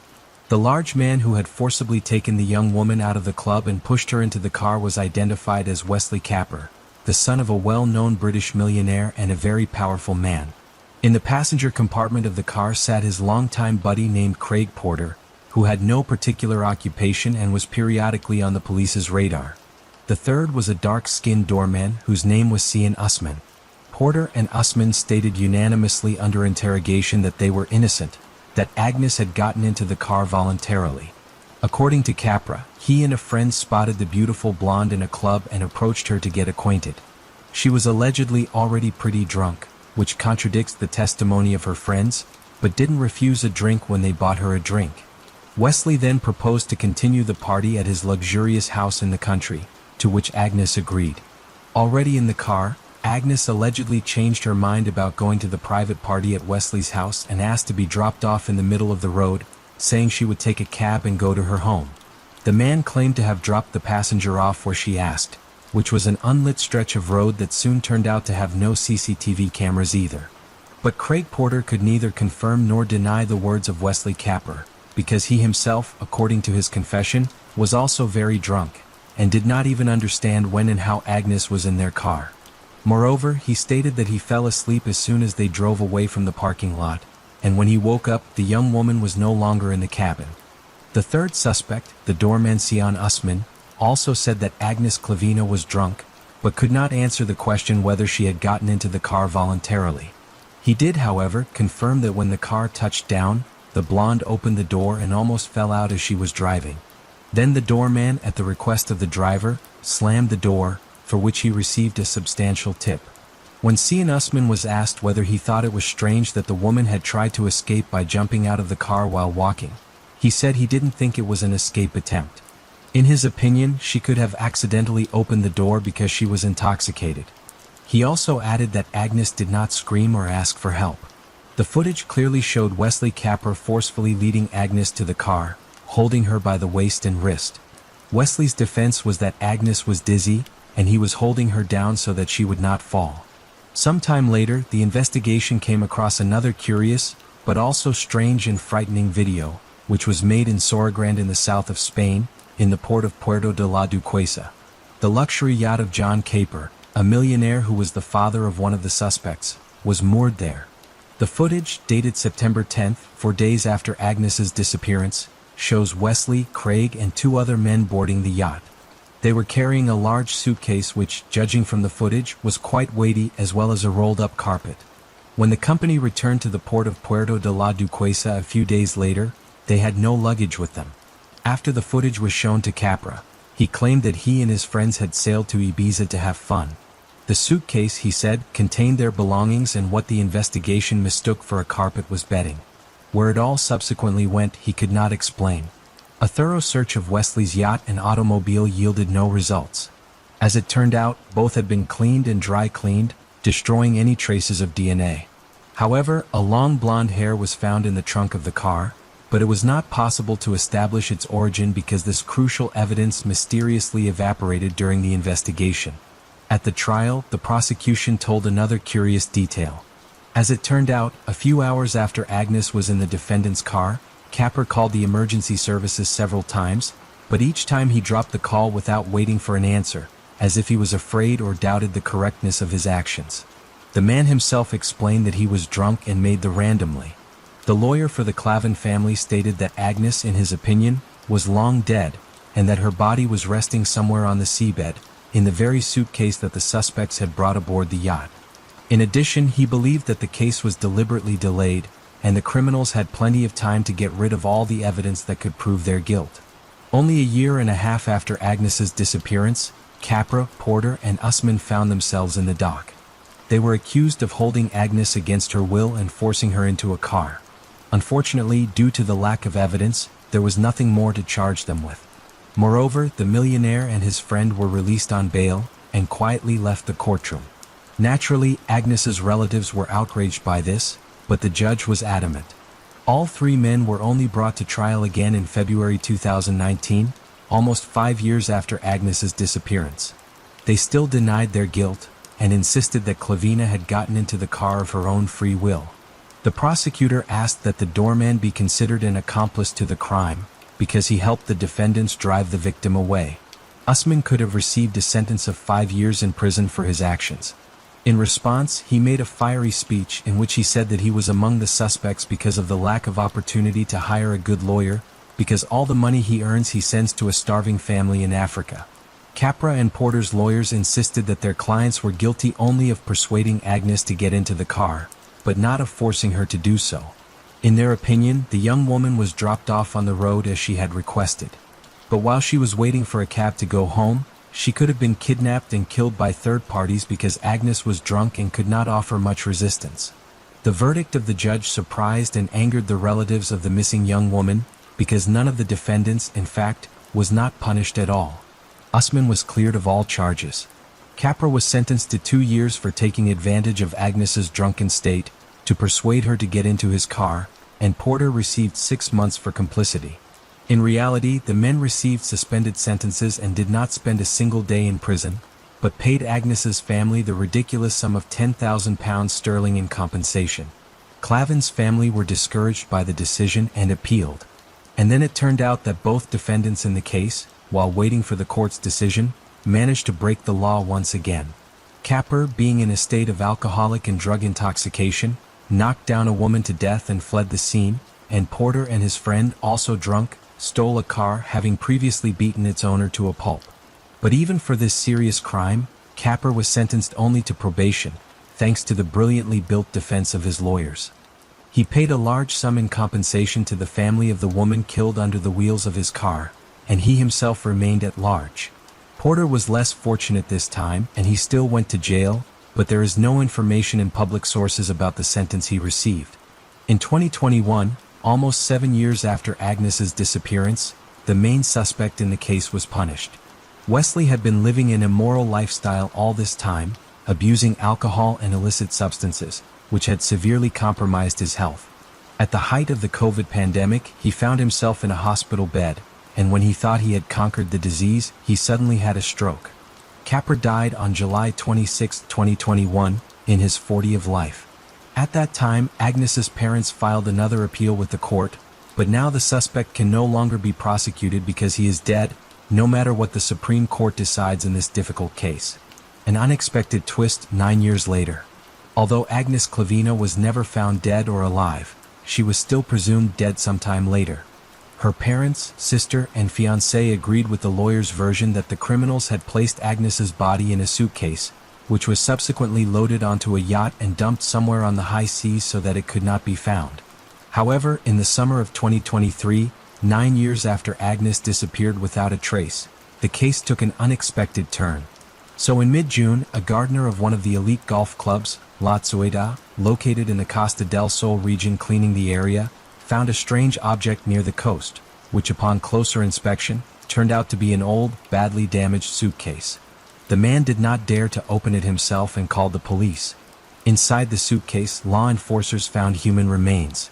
The examination showed that the bones found belonged to a young woman whose approximate age at the time of death was 35 years old. In addition, it was also found that the suitcase with the body inside had spent about 10 years in the water before it was brought to the shore. After comparing all the facts, the police hypothesized that the body found belonged to Agnes Clavina, who disappeared 9 years ago. In order to establish this unequivocally, a number of examinations are required to compare Agnes' DNA with the remains found. At the moment, experts are working closely on this issue, but the details of the investigation have not yet been made public. If the suspicions are confirmed, it will be a reason to reopen the case and bring the surviving suspects to trial. As the rain gently falls and the night grows deeper, thank you for joining me here at Mr. Night Crime. True crime stories remind us of life's mysteries and the importance of staying aware, even as we seek comfort in the quiet of the night. Let the rain carry you to a peaceful sleep, and until we meet again, stay safe, stay curious, and let the night watch over you.